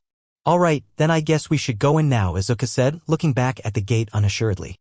On the other side, he could see people in his school uniform, but he couldn't see their faces. "So how do we get Dash?" Before Izuku could even finish his question, the gate swung open. "You're a student here, remember? Or at least you were," Rin told him. "Of course, you're allowed in." Izuku walked towards the school, stopping just before he passed the gate completely with Rin right beside him. He took a deep breath and he stepped onto school grounds. And at that moment, everything changed. The gates slammed closed at an absurd speed, the metal doors slamming together so hard the sound resonated through the whole school. Ding dong! Rang the school's bell. All the faceless students suddenly turned their heads towards him and grins grew where there once wasn't even a mouth, and they all began laughing. Laughing at him. Now Izuku really felt like he was back at middle school. The feeling of dread grew stronger within him as he started to sweat and his heart rate increased a little. None of it's real. You're not a student here anymore, Izuku reminded himself as he and Rin walked down the main path. "You know, this isn't the first time I've gone through this exact situation," Rin told him. "Schools are breeding grounds for this kind of trauma. I would know. This isn't dissimilar to my own school experience." Izuku nodded. He knew that, of course. It's one of the many reasons he didn't entertain the notion of the kids going to a public school and instead choose to school them privately. "So what do we do now?"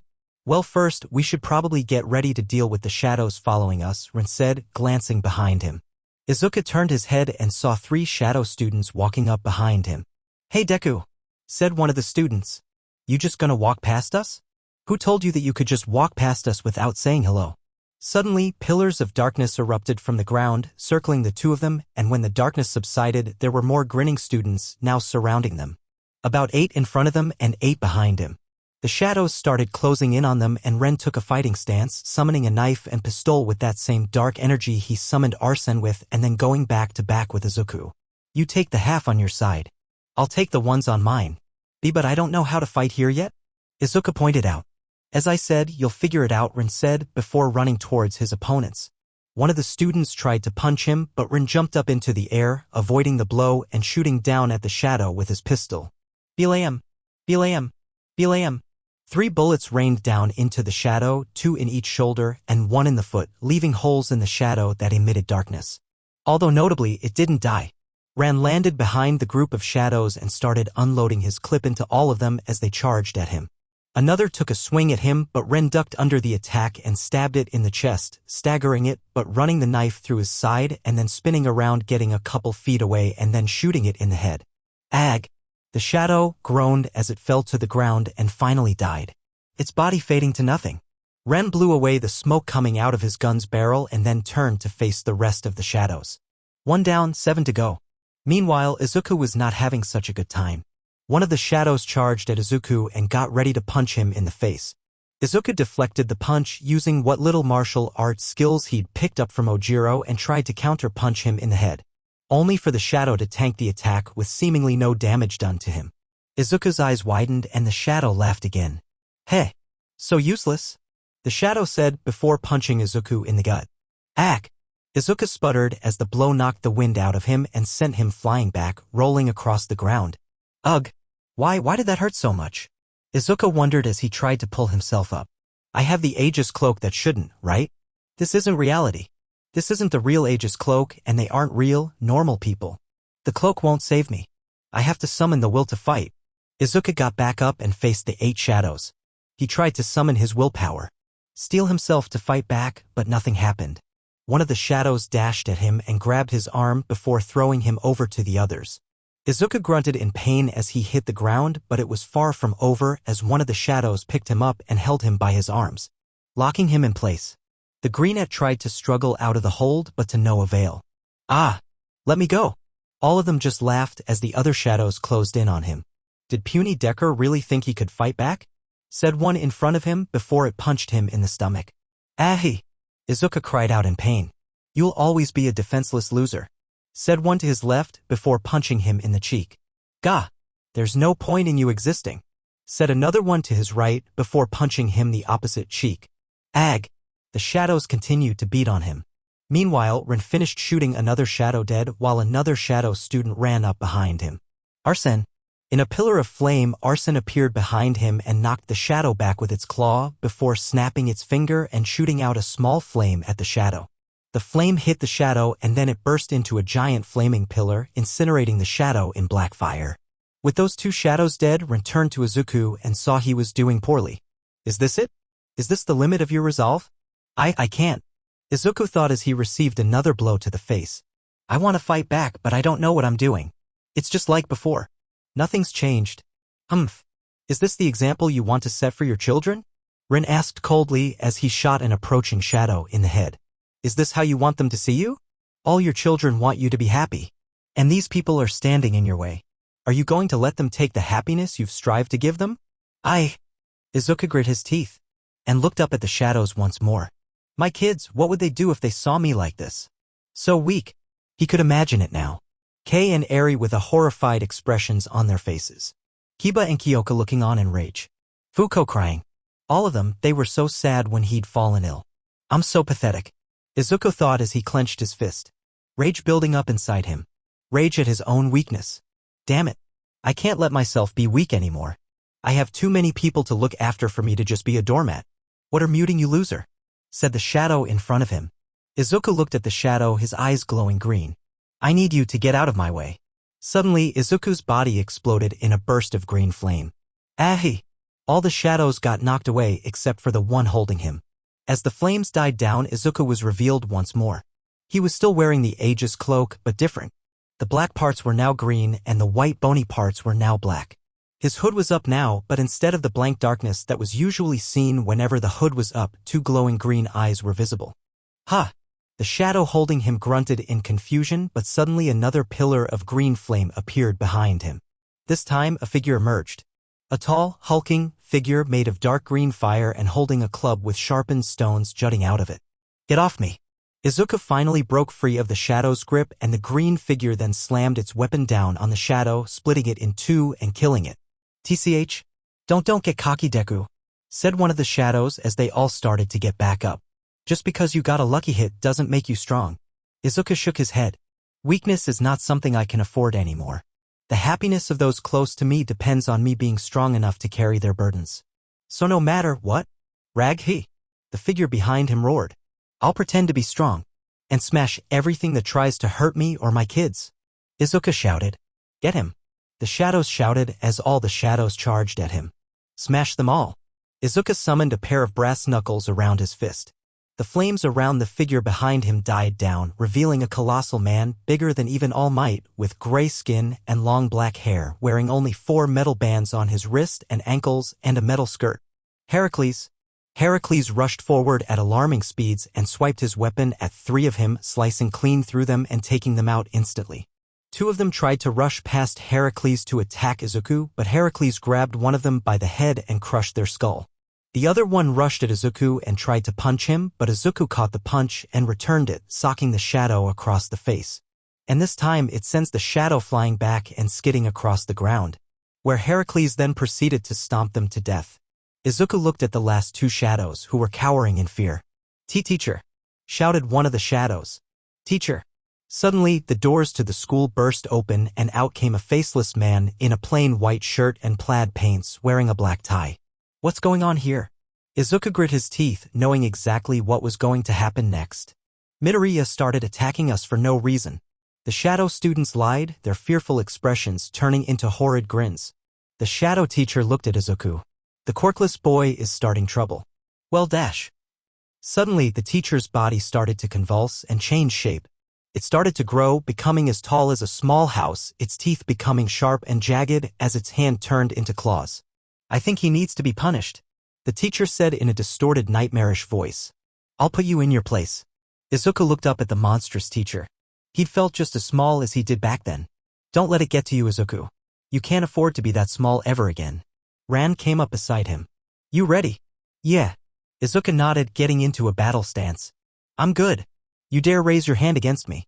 The teacher roared, shouting so loud the force of his yell actually pushed Izuku and Ran back a bit, both to them needing to guard their faces. Rah! The teacher crouched down and lunged at them, moving at incredible speeds towards Izuku with his hand outstretched. Heracles! Izuku shouted, summoning the massive man in front of him who stopped the teacher where he stood, holding his hand open and keeping them from reaching Izuku. Ran jumped up and summoned Arsene, who proceeded to shoot out a dark energy blast right at the teacher's face. Rag? The teacher roared in pain, his head being pushed to the right. Izuku ran over to the side, moving at superhuman speeds, getting right under the teacher's head before jumping up and uppercutting the massive shadow. Gah! Why you little? The teacher got up and took a few steps back before raising its foot up and stomping the ground so hard it caused a small earthquake, destroying the front of the school and causing the ground to fracture. Izuku jumped up to avoid the attack, leaping higher humanly possible into the air. Once the shockwave attack finished, Izuku and Ran landed in the destroyed yard. Izuku summoned Heracles, who rushed at the teacher and swung his weapon at the teacher's leg, cutting halfway through it. Rah!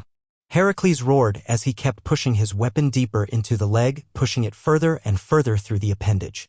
Get off me! The shadow shouted, raising its fist up to slam it down into Heracles. Not on my watch. Ren said, summoning Arsene behind him and unloading a crap ton of bullets that were coated in Arsene's dark energy right into the teacher's face. Gah! The teacher covered its face with its hand to protect it from the bullet, which gave Izuku a chance to jump forward and punch its other hand away from Heracles. Roar! Heracles used all his strength and gave one great push, cleaving through the leg completely and sending the teacher falling to the ground. Now, let's finish him. Ren shouted. Right? Izuku agreed. Heracles, the colossal man, leaped up super high into the air before kicking off the air, propelling itself downward at top speed with its weapon aimed right at the teacher's head. Slam! Heracles' attack connected, his weapon stabbing the teacher right in the face, hitting him so hard that it forced the man deeper into the ground, creating a huge crater. Why you're going to the principal's office? The teacher said before it began to fade away into nothing. Once the teacher was gone, the two of them breathed a sigh of relief. Okay, so now what dash? Before Izuku could even finish his sentence, he was on his knees. The adrenaline was wearing off and suddenly he was hit with a wave of exhaustion so strong it was hard not to pass out here and now. What? It's a part of my quirk's drawback. The longer you're in here, the more exhausted you get. Ran told him, helping Izuku up and putting one of his arms over his shoulder to help him walk. It gets worse the more you exert yourself. Especially when you're new. Come on, let's get out of here. But we didn't even make it to the school yet. Izuku protested as Ran turned him around and walked him to the gate. That happens a lot. No one tends to make it very far on their first visit. Ran explained. Don't worry. You did great. Izuku didn't have the energy to object any further and allowed Ran to drag him outside of the schoolyard. Izuku opened his eyes and instantly recognized that the exhaustion had not gone away. Oh! Ran got off the ground, doing a few stretches afterward. Well, that was a very productive first session. The young therapist offered Izuku a hand and the teen accepted it, allowing Ren to pull him up. Doesn't feel like it, Izuku grunted, feeling phantom pains from all the hits he took in the cognitive realm. Healing the mind is not an easy process, Ren told him. Far from it. It's hard and sometimes it'll feel like you're not making much progress at all. My quirk doesn't change that. It just makes the process much faster. In exchange for being a lot more painful. Yeah, I suppose so, Izuku said. I think I'll hold off on having you do anything with the kids until we clear a palace and see the effects. Of course. That's perfectly understandable. Ren told him. For now, you should take some time to rest. All right. Thank you for your time. Izuku said, smiling at the man. And thank you for letting me feel strong. Like, physically? It was my pleasure, Ren said, flashing him a grin. Frog versus fish. Are you ready? Sue and Ken stood at the edge of a nearby lake. Sue in her hero costume and Ken in his usual outfit. I was born ready. Ken smirked, both excitement and overconfidence showing on his face as he held up his watch. Alrighty then. Transform and let's begin. Sue told him. Ken happily complied. In a flash of green light, Ken transformed into the human-like fish monster, Ripjaws. And without any further ado, the two jumped into the lake, Ken's legs transforming into a fishtail once he was underwater. They both swam with ease, although Sue swam noticeably faster and with more ease, having far more experience than Ken.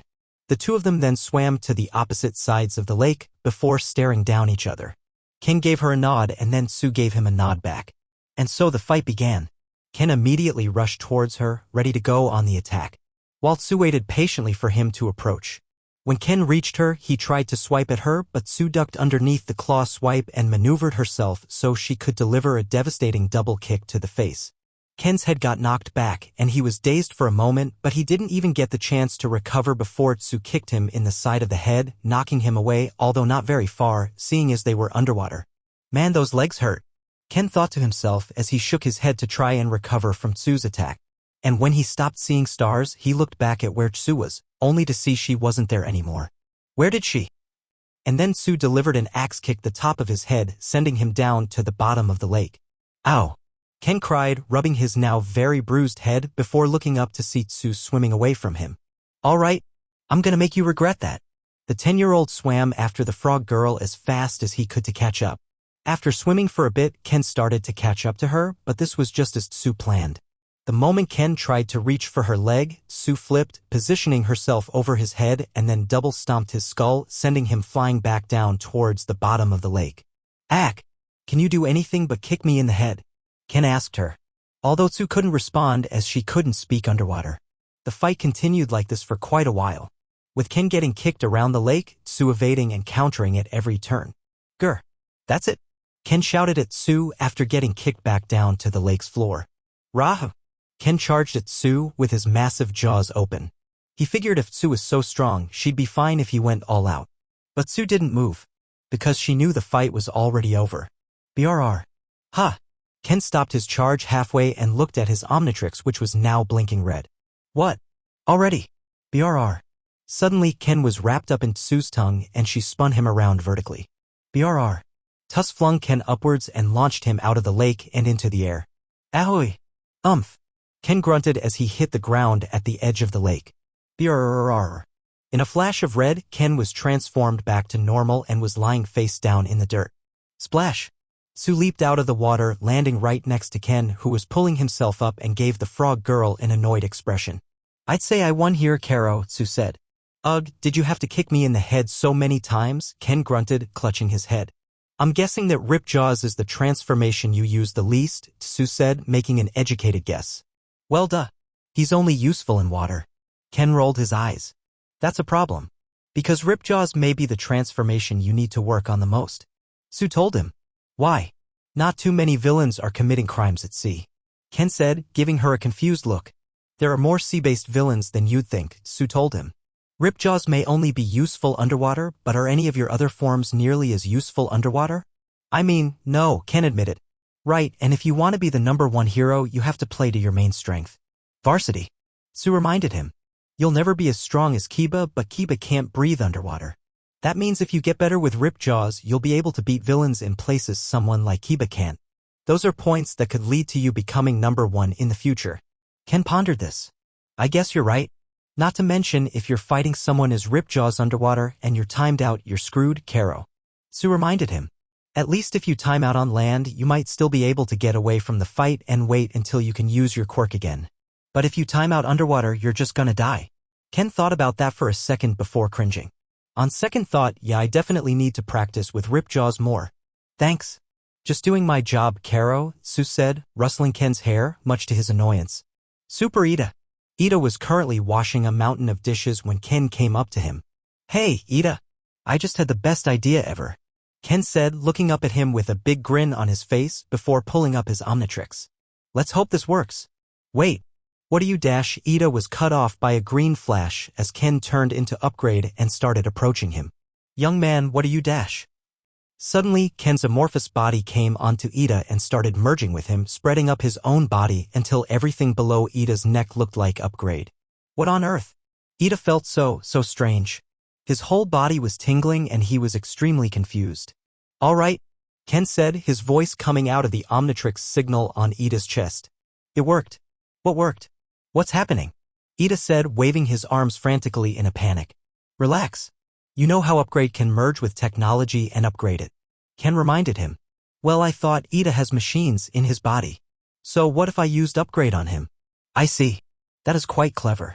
However, I must insist that next time you ask for consent next time you do such things. Ida scolded him. Yeah, sorry about that, Ken said, not sounding all that apologetic. But hey, let's go take this form a spin. But the dishes. Ida's protest fell on deaf ears as Ken moved his body for him, forcing him towards the outside. No time. We only have 10 minutes, remember? Ken told him as they left the kitchen area. But the dishes. Ida cried in despair as he was forced to move on. Vroom. Ida sped around the track much faster than he'd ever moved before. So fast that Ida was actually having trouble handling the wind smashing against his face. This is incredible, but also nauseating. Ida shouted as he rushed around the track. I'm moving at max speed with no issue and my engines aren't overheating at all. It's incredible. I know, right? Ken said, laughing like a madman. Man, this is awesome.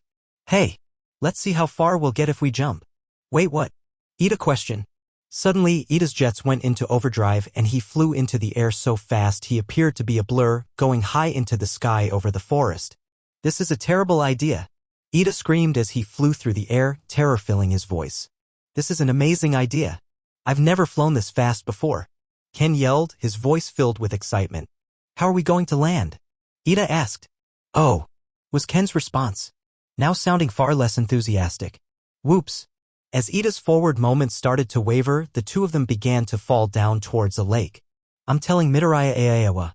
Splash. Fortunately, Ida and Ken were rescued by a sea phylong and Ken was promptly scolded and put in timeout for the rest of the day. Game on. KO. Player 1 wins. Darn it.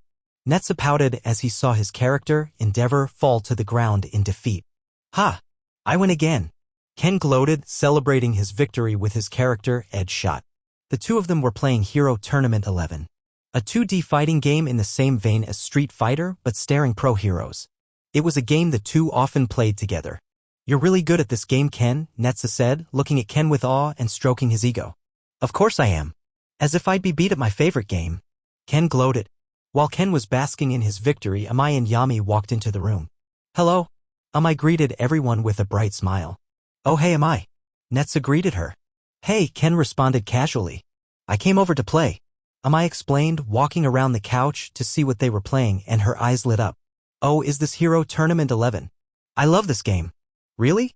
Ken gave her a skeptical look, not expecting someone who looks like her to be into games, let alone serious fighting games. Oh no. Yami sighed, knowing exactly where this was going. Yeah. I love the mechanics and how tight the controls are. Amai gushed. And it has a wide character selection with no lame clones. Ken grinned, sensing a more entertaining opponent. Oh yeah, wanna play a round? You don't mind, do you, Netsu? Nah. It's fine. I wanna see if she's as good as you. Netsu said, eagerly disconnecting his special fireproof controller so Amai could use a regular one. PSH, doubt it. Ken said cockily. Oh? Hee. Amai giggled sinisterly as she looked down, her eyes hidden by shadows. Here we go, Yami said, taking a step back. Amai grabbed the sides of her dress and threw it into the air, off of her body. What? Ken was taken aback by this sudden stripping of clothing out of nowhere but was relieved to see that Amai was wearing a red tracksuit underneath her dress for some reason. Amai then, quick as can be, took out a hair tie and tied her hair into a ponytail before taking out a red headband and wrapping it around her forehead. Lastly, she took out a pair of glasses and put them on. Amai Shinkaku mode activated. Amai shouted, doing a flashy pose. Whoa. She transformed. Netsa gasped. She didn't form, she just changed her clothes really quickly. Ken said, taking slight offense to calling that a transformation. Also, why were you wearing a tracksuit under your dress?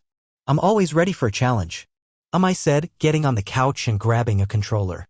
Now shut up and play, nerd. Whoa. What's the personality shift? Ken asked, throwing Amai a bewildered look. This Amai's other half. Gaming form. Yami explained. She liked this whenever someone fight her in video game. Lots intense. Why she had no friends before met me. Humph. Not my fault the scrubs couldn't take the heat. Amai responded as she connected her controller and got to the character select screen. So you're gonna stick with Ed's shot? Yeah. Ken answered, still confused by this new side of Amai. Not bad. Fast character, decent damage. His frames are probably the best in the game. But he has some troubles winning natural, although his counter, crouch, and dash make it really hard to hit him too. Not to mention his hitboxes are just dumb. Amai summarized. Nice pick, A-tier character.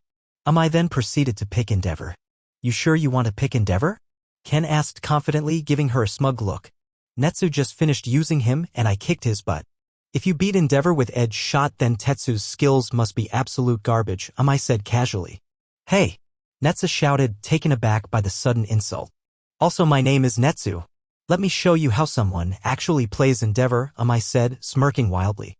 The game started and Ken immediately rushed forward with Ed's shot, rapidly attacking Endeavor, who guarded expertly, not taking a hit despite Ed's shot's relentless assault. What? Too scared to make a move. Ken chuckled with Amai not saying a word in response, completely focused on the game. As this was happening, Kiba walked into the room. Greetings, siblings, I by the darkness. Ken, what are you doing? I'm kicking Amai's butt. Ken said, still trying to get past Amai's perfect guarding. At least I will be when I freaking hit her. Oh, you poor fool, Kiba said, giving Ken a pitiful look. I too fell for her trap. Her first form is a deceptive ruse waiting to ensnare you so she can reveal her true form. For you see, Amai is actually a professional gamer. Download it. Amai shouted. Time to go. Suddenly, Endeavor did a burst attack that flung Ed's shot away from them.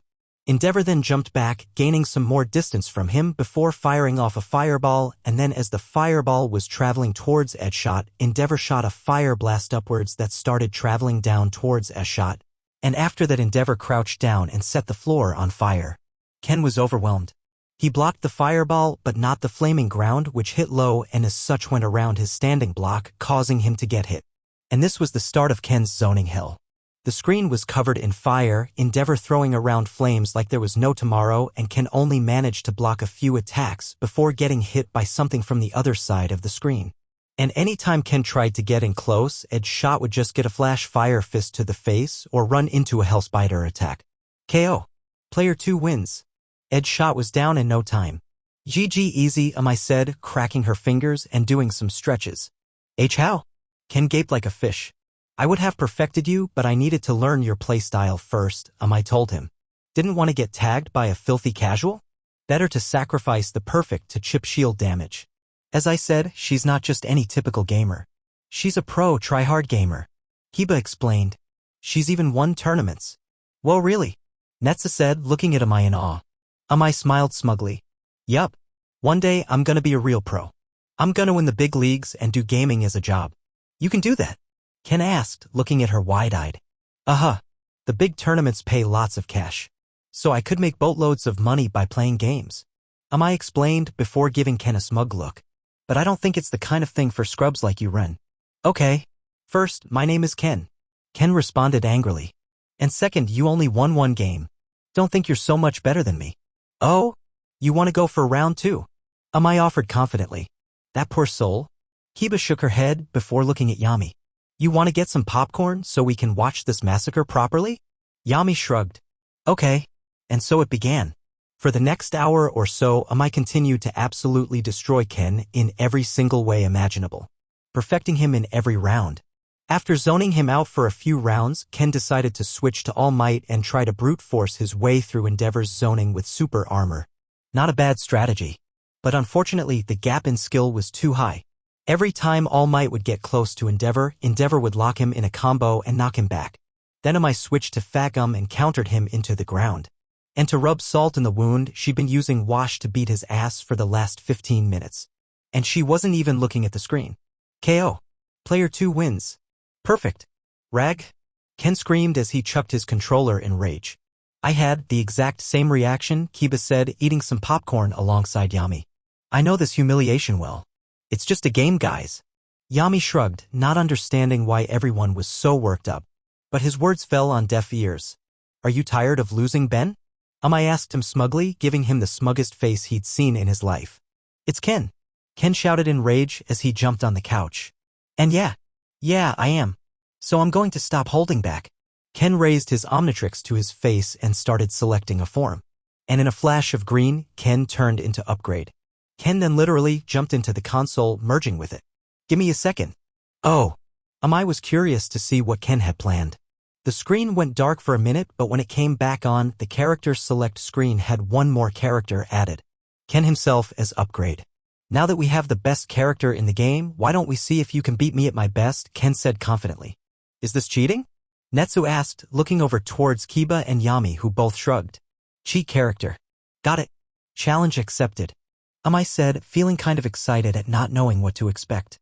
She picked Endeavor and Ken picked himself and the match began. Immediately, in-game Ken used a move that gave him a full energy bar. Okay, so he's gonna be able to super attack and break combos whenever he wants, but every time he uses that he's gonna be open for 3 frames. I thought, continuing to block. Then Upgrade stretched out its arms stupidly fast, grabbing Endeavor from the other side of the screen and crushed them, instantly putting them at half health. Yeah, that's absolutely cheating, Kiba said, wondering how I would react to this. I was unfazed. Endeavor jumped into the air to dodge another grab and threw 3 fireballs down at Upgrade, but Upgrade shot a laser up at Endeavor, which destroyed the fireball coming at him, and Endeavor barely blocked in time. Once Endeavor landed, he instantly started throwing out dozens of fire attacks in an attempt to zone Upgrade once more, but then Upgrade turned into a puddle and zipped under all of it and did a low attack on Endeavor that he barely managed to block. Endeavor performed a grab, finally managing to land a hit on Upgrade before throwing them away and doing a bit of damage. Immediately after being thrown, Upgrade did a super move, shooting a massive laser out of his eye that covered the entire screen. Once again, Amai's reaction time proved to be unmatched as she blocked it, however it did so much chip damage that it killed her anyway. KO. Player 1 wins. Ha! I win. Ken gloated at hit totally unfair victory. Amai instantly pressed the rematch button. Ha! Ken was surprised Amai would be so willing to fight that obviously broken character without complaint. It's not over until your quirk runs out of time, Amai said, pushing up her glasses and tightening her headband before giving Ken a confident smirk. So before then, I'm going to beat you. Ha! Bring it on. Ken challenged as the next round began. As soon as the round started, Upgrade did his full bar move and Endeavor stomped the ground, causing a pillar of fire to rise under them and hit Ken, doing a bit of damage. Immediately, Ken did the super move, causing Upgrade to shoot out the massive, screen-filling laser. Seeing as Amai couldn't block or dodge it, she only had one course of action. And so Amai proceeded to parry the entire thing, timing it perfectly so she never took a bit of damage. What? Ken and Netsa shouted in shock. Of course, Ken knew it was possible to parry the beam. That's why he felt comfortable making it undodgeable and unblockable. He just didn't expect her to actually be able to do it. Yami and Kiba remained unfazed, having already witnessed Amai's skills. Of course, Ken's shock left him open for an attack, and after parrying that huge attack, Amai had plenty of meter. Prominence burn. Endeavor shouted as he did his ultimate move, shooting a massive beam of fire at Upgrade. Upgrade was now below half HP, and Ken was panicking. He was tempted to just cheat even more than he was already. But then what was even the point? This was to prove she wasn't as good of a gamer as she thought she was, and if he put her in a completely impossible situation, then that would just defeat the purpose. So he soldiered on. He shot out another super laser at her, hoping to catch her while Endeavor was recovering from his ultimate. However, Amai barely managed to stay parrying in time and then did another stomp attack, hitting Upgrade with a fire pillar, taking away more of Upgrade's HP. Upgrade then instantly teleported behind Endeavor, but Endeavor still proceeded to block it as Amai had expected him to give himself a teleport, and the moment she saw the animation, she reacted. Amai was now stuck blocking Upgrade's combo though, and she was taking a ton of chip damage, so she had to do something and quick. Which wasn't easy because Ken made all his moves plus on block. But she knew Ken didn't have the patience to wear her down like this. And inevitably, she was right, and she saw him going for a grab and moved back, escaping from Upgrade before unleashing a flash fire fist, burning some meter to lower its star up significantly and blast Ken away from him, while putting his HP in the red. Upgrade teleported behind Endeavor again and immediately used its massive laser, which Endeavor parried again. Out of desperation, Ken tried his command grab again, but Endeavor used his ultimate and blasted Upgrade to death. KO. Player 2 wins. No. Ken shouted in despair. Ha! Get wrecked. Amai cheered, smiling victoriously as she held her arms in the air. Whoa! She actually beat him. Netsa shouted in amazement, his fire flaring up. Most impressive. I'll admit even with her skills I was skeptical she could beat such a cheap character in such a short amount of time, but she really has outdone herself here. Kiba said, giving Amai a soft applause. Thanks, Lady K, Amai said. BRRR, BRRR, BRRR, BRRR, BRRR. In a flash of red, Ken was no longer merged with the console and no longer upgrade. Damn it. I'll beat you one day. Ken swore, feeling absurdly frustrated. Sure you will, scrub, Amai responded cockily before she looked up and noticed something. Despite Ken no longer being merged with the console, the upgrade character was still on the select screen. Wait, can just change game codes in seconds? Ha! Ken asked before looking up to see his character still in game. Oh yeah. Any physical changes upgrade makes to stuff is undone, but changing code is permanent. Wait. Kiba's eyes grew wide. Does that mean you can put anyone into a game? Including myself. Yeah. Ken took a second to think about that and an idea popped into his head. For a price. If you want money, why don't you just make a game? Amai asked. And thus the room fell into dead silence as the bomb had just been dropped. Amai, Ken said, turning to her with dollar signs in his eyes. I take back every bad thing I said about you in my head. Guys, I'm making a video game. Inside Ken's room, a group of children had gathered. Of course, there was Ken himself and his sister Nara. But along with them were Eri, Kei, Kiba, Fu, Kota, Shiruku, Yami, Otoko, and Netsu. Fuku was also here, surprisingly enough, with her hoodie on of course, and she'd eaten a bit of Amai's calm candies. Speaking of whom, Amai was also present. Why were they all here? To plan a game of course? While Ken could handle the technical aspects of creating a game, he could use some help with the creative aspects. As such, he went around asking everyone if they would be interested in helping him, and this is who he got. Alright, so here's what I have so far. Ken pitched. A handsome, incredibly talented man gets transported to a fantasy world that's being invaded by monsters ruled by a terrible demon king. And he must wield the Genesis Gauntlet, a gauntlet that lets him turn into different types of dragons to stop him and save the world. Nara rolled her eyes. You're not even being subtle that the main character is your self-insert. Well, it's my game. Why shouldn't I be the main character? Ken said, defending himself. Ken's ego aside, the premises isn't bad. Generic, but we can work with that. Kiba added. So long as we make me a queen. I wanted to be a princess, Eri said quietly. But I want to be a king. Kota added. I want to be a snake. Kei added, being as predictable as ever. Oh, can I be Eri's pet snake? Like a huge snake that keeps her safe. I would like to be a handsome prince. Read a piece of paper that Otoko held up. Wait a minute. Ken shouted. Not everyone can royalty here. Maybe they can? Fuku spoke up and instantly regretted it as now all the attention was on her. WWL, if we have multiple kingdoms then we can make everyone who wants to be royalty. And I was also thinking maybe we could tie that into the Genesis Gauntlet. If it lets you turn into elemental dragons, maybe we could make it so it uses dragon stones. And right now it doesn't have all the dragon stones and the stones are scattered across multiple kingdoms that are having problems because of the Demon King, and once you help out the kingdom you get the dragon stone. Oh, that's great. Games need a sense of progression after all, and each time you get a stone you get to transform into a cool new dragon with cool new powers. Amai added. Yeah, that does sound cool. Collect dragon stones to defeat the Demon King. Ken smirked. Great job, Fuku. Thank you. Fuku stuttered. I think Fuku should be the lead writer, said a voice coming from Ken's closet. Moo. Fuku shouted out in shock. Wait, like Moo the ghost boy? Nara asked. Isn't that the kid no one ever sees? Ken looked at his closest in confusion. Why are you in my closest? Well, I saw that you were making a game and I wanted to help too, Moo explained from inside the closest. But I don't like being seen by people. So I hid the closest. Is that okay? Ken shrugged. Sure. Knock yourself out. Cool. Thanks. Moo said. So what did you say about Fuku being lead writer? Ken asked. Fuku piped up, remembering Moo's original proposition and suddenly becoming very nervous. Wait. Why me?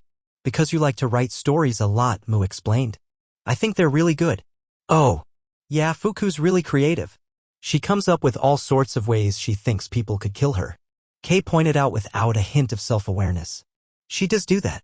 Eri agreed, although she winced as she did so. Well, she did already come up with a good main plot. So I guess making her the head writer is for the best. Nara shrugged. Yeah, sure. That sounds good. Ken agreed. Wait. I didn't agree to this. Fuku objected before shooting a mean look at the closet, which was moot because Mu couldn't see it. And you weren't supposed to tell anyone about that, Mu. Not cool. Sorry, Mu said apologetically.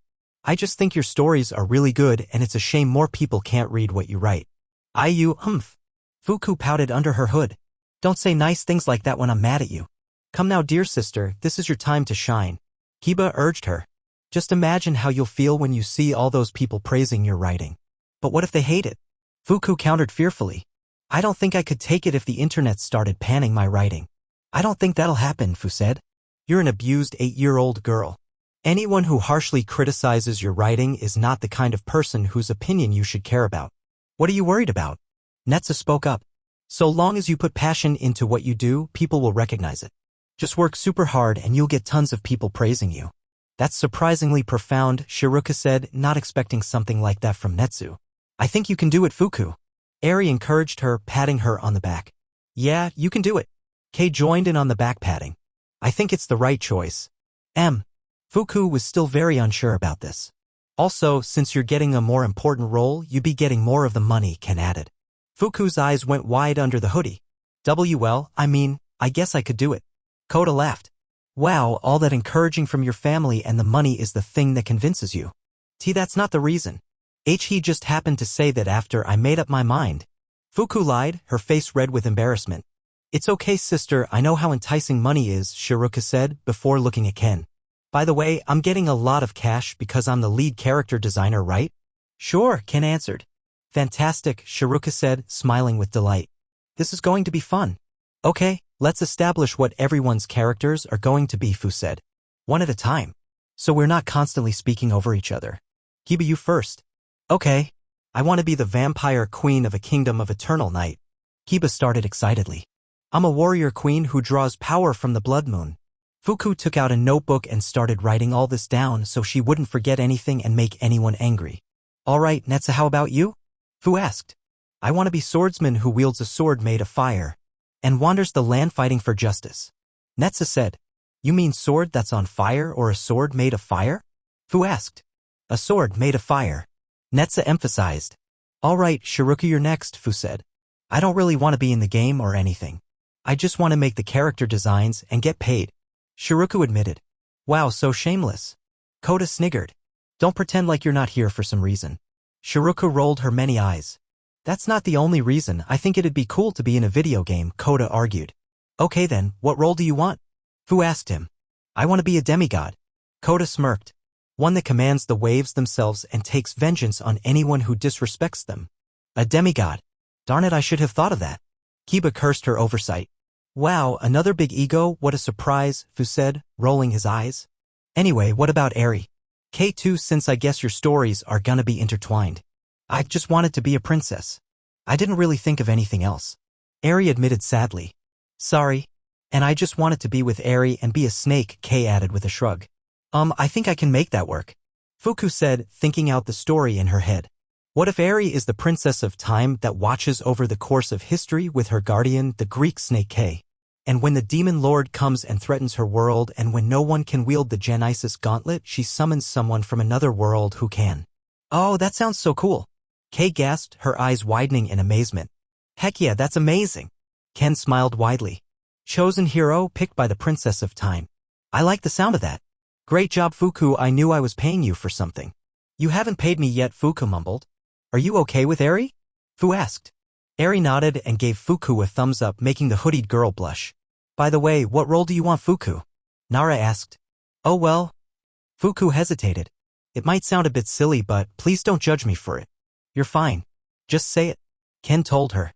Okay, I want to be Lady Kiba's younger sister. A warrior princess who was called Eri to help the hero and ran away at the beginning of the game to aid them. Fuku explained very quickly before going silent and nervously waiting for everyone's reactions. Oh, so you're going to be the tutorial character. I summarized. The one who introduces all the gameplay mechanics and tells us about the world. Ah, my sweet little sister. Kiba wrapped her arms around Fuku, bringing her into a hug. How utterly adorable. I accept this with all of my black heart. Lady Kiba. please, this is embarrassing. Fuku pleaded, although that didn't stop her from leaning into the embrace.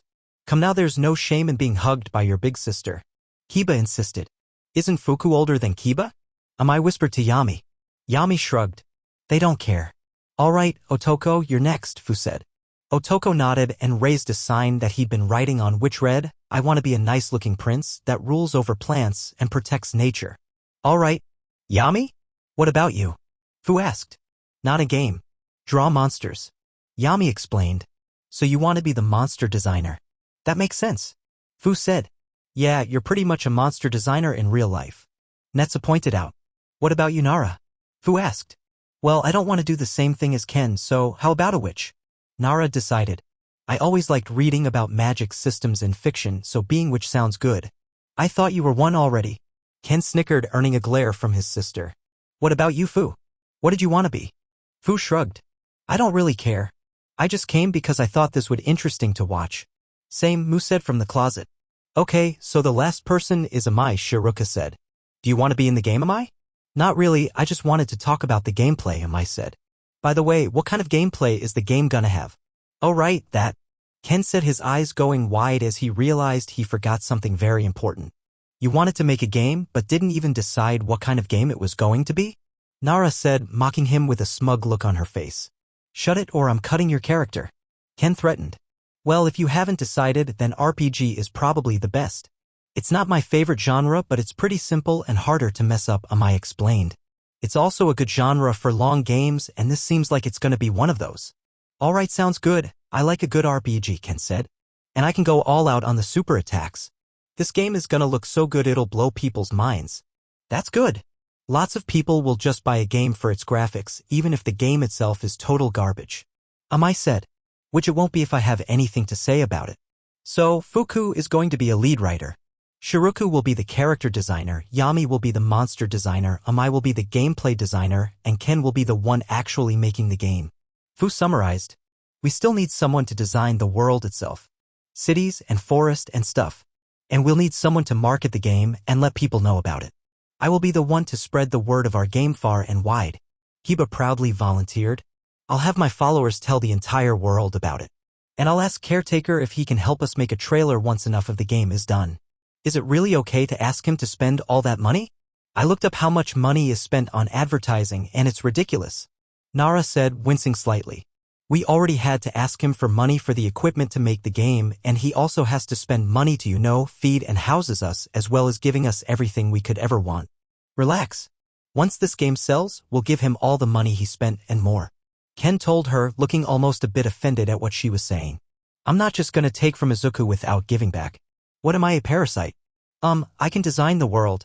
Fuku offered. If that's okay with you guys. Sure, go for it, Ken said.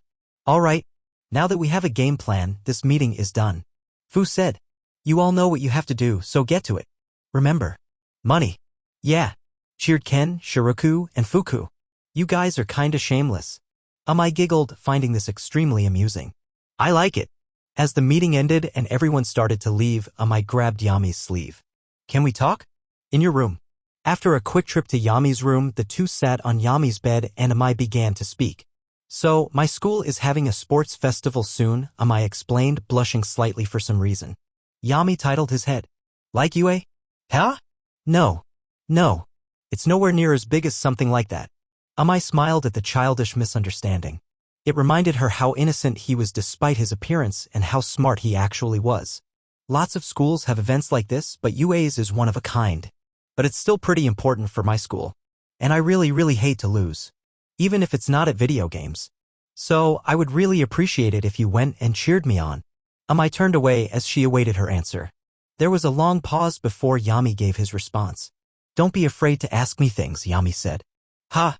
Amai turned back and saw Yami staring intensely at her. You are my friend, Yami said, trying to get his words right. You make me happy. So don't be scared to ask me things. I want to make you happy. Amai's blush intensified and she almost squealed a little bit. Am so you'll come? Yami nodded and gave her a small smile. It was more like his mouth twitched upwards, but that was just how Yami smiled. Amai gave a nervous smile in return, trying not to make it obvious how much her heart was pounding. GG, great. Thank you so much. Yami nodded again, accepted her gratitude. Afterward, there was a long, awkward silence, with Amai looking away from Yami and Yami looking intensely at her. Well, I am going to ask your dad for permission. Bye. Eventually, Amai couldn't take the awkwardness and ran out, leaving Yami slightly confused. If only he could pinpoint what that strange positive emotion she was feeling was. Izuku was very, very nervous. It was after Amai's school held the sports festival and Yami had returned, but he didn't look to be in the best of moods. Not that he looked particularly angry or sad, but he seemed lost. And so Izuku sat Yami down on the couch in his office and talked. Okay, something is clearly bothering you, Izuku told him, so just tell me what it is and we can figure it out, okay? Yami nodded. Amai class. Izuku felt a growing pit in his stomach when he said that, his mind racing with possibilities, none of them good. Oh, did they react poorly to you? They went insane, Yami stated. Insane with fear. Well, that's a little bit of an exaggeration, don't you think? Izuku asked. And then Yami told him exactly what happened.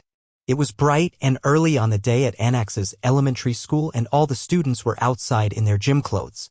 Amai was standing in her class, watching as the parents flooded in, anxiously waiting for Yami and her parents to arrive.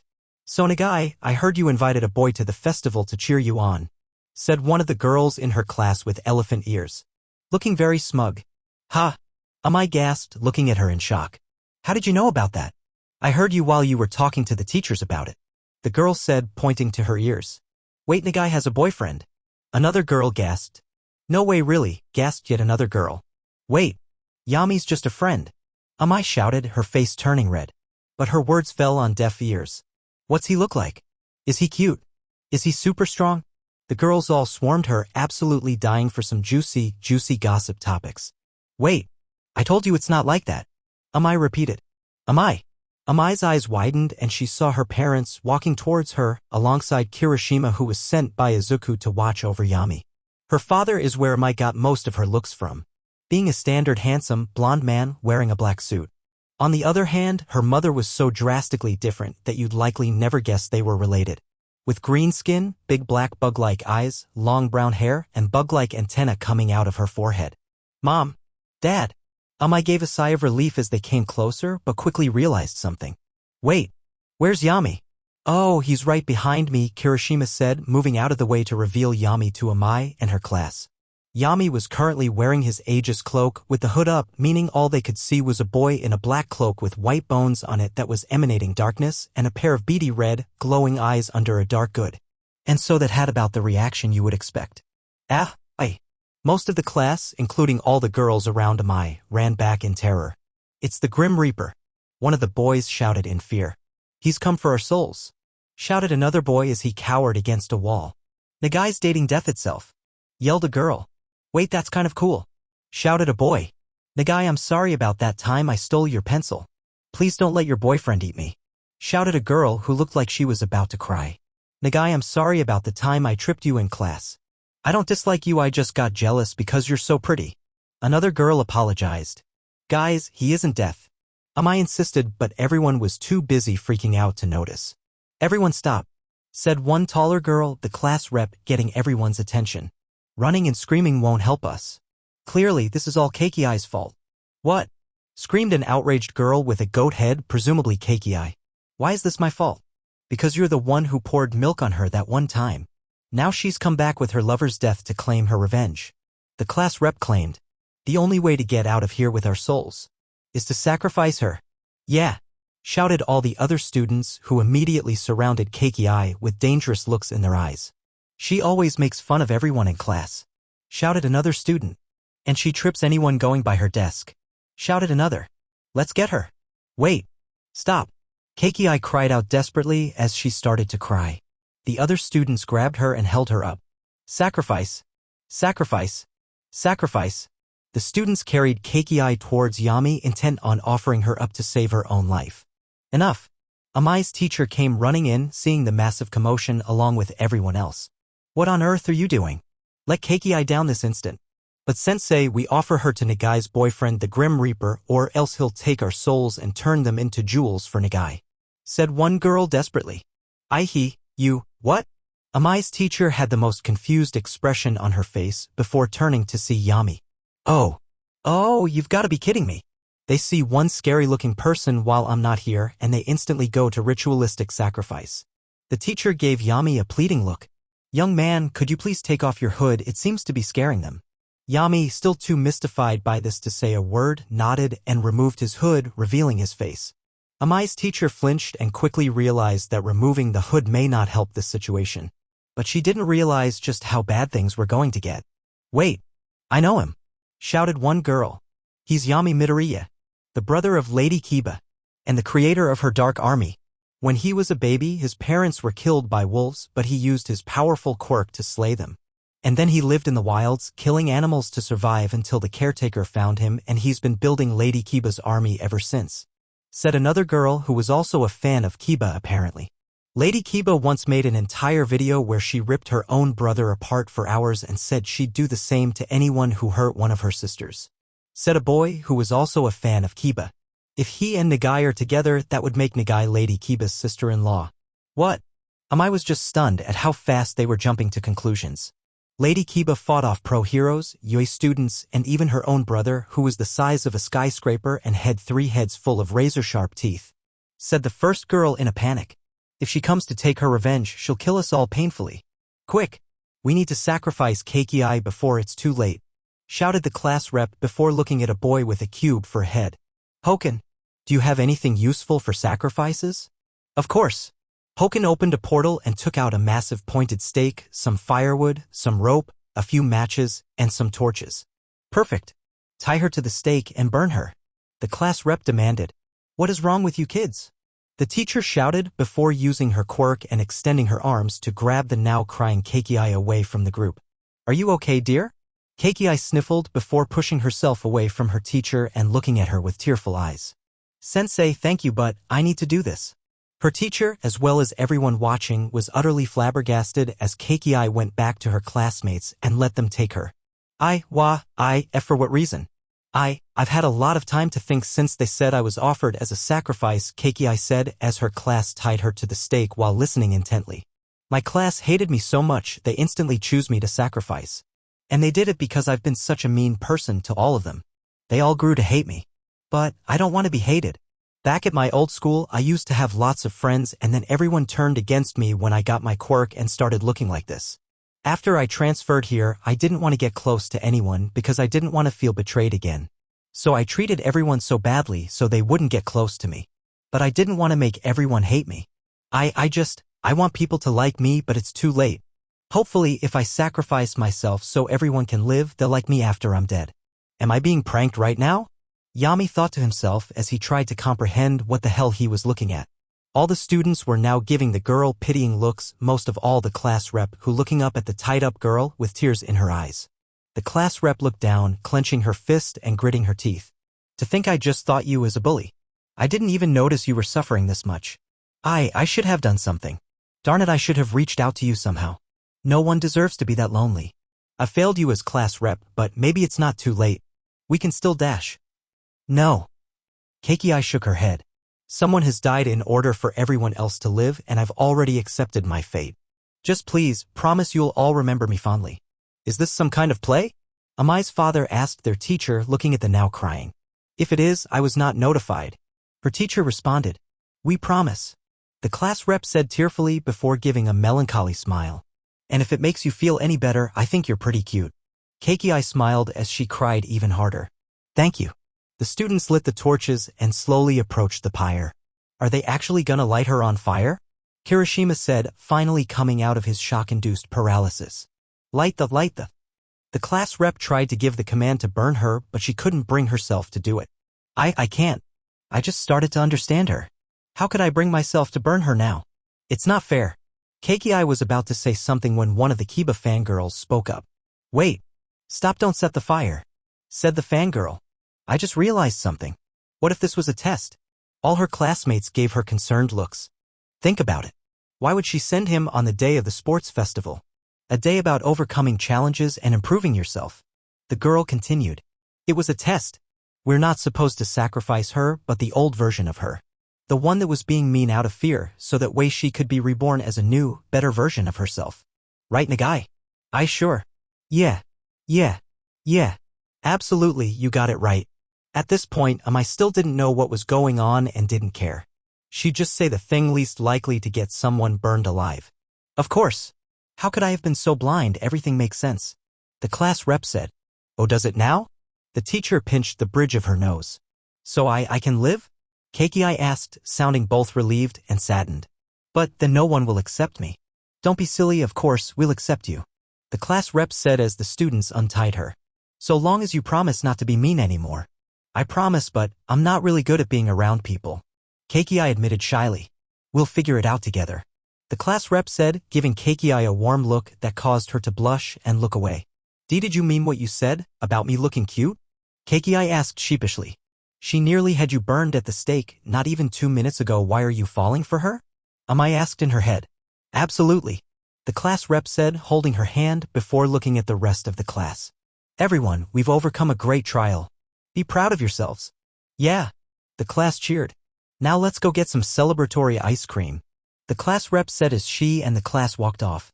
Literally just leaving. Everyone left just stood there in shock, trying to comprehend what they just saw. The teacher was the first to react, throwing down her clipboard and walking away. I quit.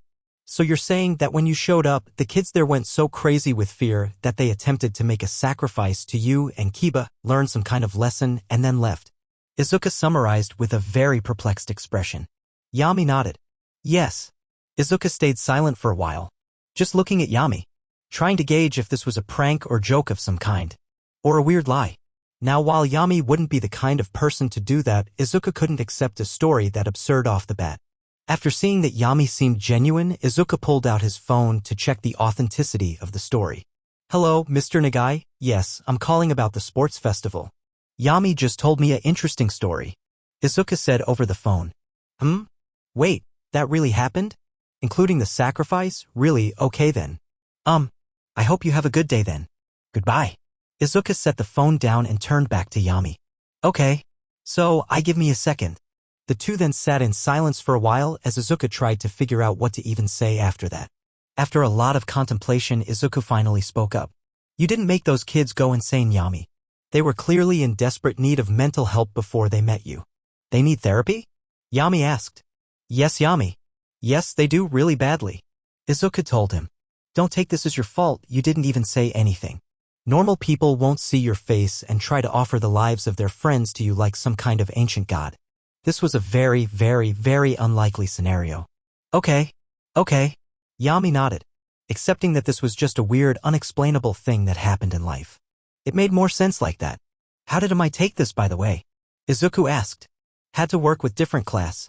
Because class walked off. Went well, won a lot. Pretend like nothing happened.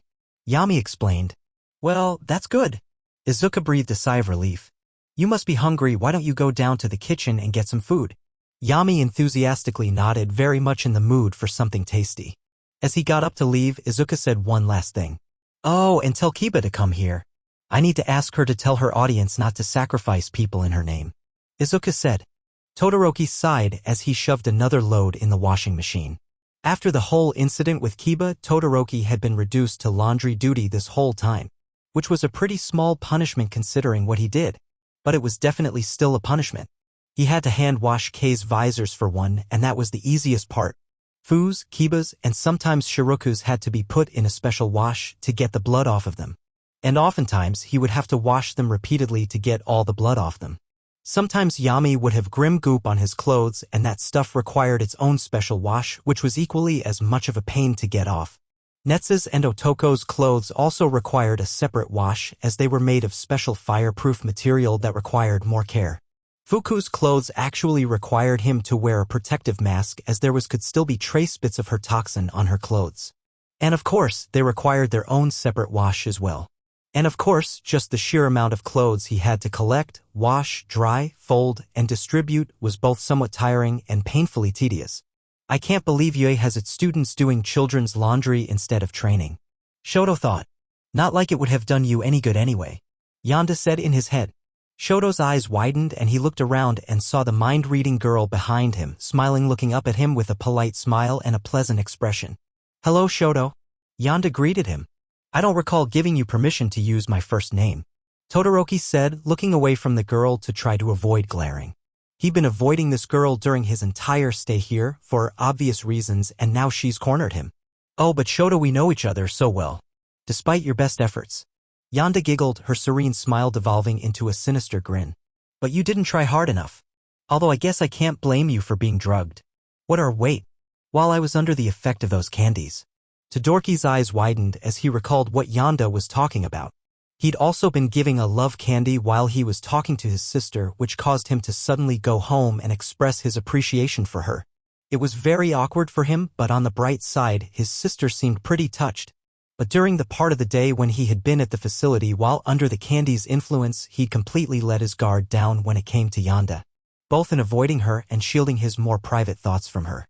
It's quite wonderful to have a sister who's so determined to protect you she even stays around her abusive father for your sake. I hope you expressed your gratitude to her well. Yonda told him, revealing just how much she knew. Damn it. Todoroki cursed. And what interesting information I've acquired. The number 2 hero is an abusive parent. I'm willing to bet he's responsible for that burn on your facing then. Yonda assumed. What do you want? Shoto had to change the topic. The more she talked about his past, the more he might reveal about his past. Yonda smirked. Tell me, dear Shoto, why don't you use your fire? I have no reason to tell you that. And you have no right to be so invasive. Shoto glared at her, but that just made her smile grow wider. Oh, but you do have a reason to tell me. Yonda giggled. It's not to tell you've been trying to hide this. Meaning you don't want other people getting involved. What do you think will happen if I tell my father about this? Who's to say he'll believe you? Shoto asked. Yonda rolled her eyes. Of course, he'll believe me. People are already suspicious of that burn on your face and your extremely antisocial personality. It's already a somewhat talked about theory among people that Endeavor is abusive, not helped by his own personality. The only reason it's not a popular theory is because he's the number 2 hero and people treat heroes like gods. If I tell Daddy about this, he'll believe it almost instantly. It explains so much about you that even if you denied it, he wouldn't believe you. Shoto glared even harder at her. Damn her. So either tell me everything I want to know or I'll expose your little secret. Yonda offered. Blackmail. I'm sure your father would approve. Shoto retorted. Oh, I'm sure he'd be very disappointed. And that does weigh very heavily on me. Good thing he won't find out then. Yonda replied. Damn it. What am I supposed to do here? Shoto thought. She's got me with my back against the wall, and I can't even think of a way out because she's listening to my thoughts, you little demon child. Tick-tock Shoto, I don't have all day. Yonda said, taking a seat, looking at him with a very broad expression. Fine. Shoto caved. Because what other option did he really have here? Firstly, have you ever heard of quirk marriages? He told her everything. Mainly because she made sure no detail was left out in his story. Every important part of his life was revealed to her, no stone left unturned. So in summary, because your father is an abusive dick, you're not going to use your fire because you got the genes to be able to have a fire quirk from your dad. Yonda reiterated. Essentially, yes. I got this half of my power from him. And I will not give him the satisfaction of using it. Todoroki told her. Yonda stared at him wide-eyed for a moment. So you're just an idiot. That is the dumbest thing I've ever heard. And I've heard my Netta thinking he's not gonna die alone. How is my oath to myself dumb exactly? Shoto could feel his anger rising as this child continued to mock him. Oh, where do I start? Yonda sighed. Firstly, that whole thing about how I won't use his power. It's not his power. It's your power. It's not. Shoto was about to argue back. Don't interrupt me. Yonda glared at him, shutting him up. You're already testing my patience with your incompetence. If you start interrupting me, you're not going like what happens next. You're evil. Todoroki growled. Yonda rolled her eyes. I'm human. This is what humans do. Get over it. Speaking of getting over it, there's also another huge flaw in your oath. Your father's plan is to make you the number 1 hero that surpasses all might. Your plan is to become the number 1 hero and surpass all might. Without using his power. Shoto added. Right, now please explain to me how that actually matters. Yonda asked him. Your father's whole plan was to make a child stronger than himself because he believes that somehow means he surpassed all might. You are his flesh and blood. If you become number 1, he wins. It doesn't matter how you become number 1, just so long as a child that he created becomes the number 1 hero, he'll have completed his mission. That's not true. Shoto argued. He's always pressuring me to use my fire. I can see the rage in his eyes. He needs me to use his power. Yonda rolled her eyes. This is so sad. He wants you to use your fire because you'll never be the number one her with just your ice. Yes, I can. Shoto asserted aggressively. I'm already the strongest in my class. Yonda face-bombed. Since you're so clearly deluding yourself, it seems I only have one choice. For your own benefit and the benefit of the people you would fail to save if I don't act, I'm going to crush this false reality you have in your head. You're going to fight Achiko in the woods tomorrow. If you win, I won't tell a single soul about your father. If you lose, I'll make sure your dirty laundry is aired all over the news. And I'm assuming if I refuse you'll do the same thing? Shoto responded. Yup. Yonda confirmed. Then I guess I have no choice. Shoto accepted. I'll crush her completely. I'll crush her completely.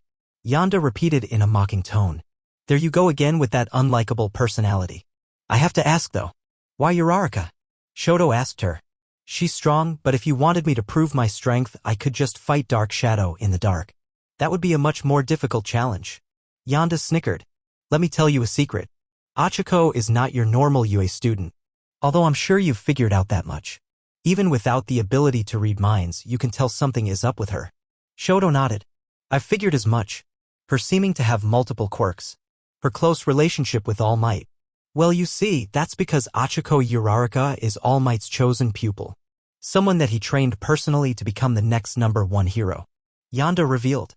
But right now, she still has very little experience with her power, which is why she breaks her arms when she punches at full power. But one day, she won't be breaking any limbs. She'll have strength and speed similar to All Might, with the added ability to manipulate gravity.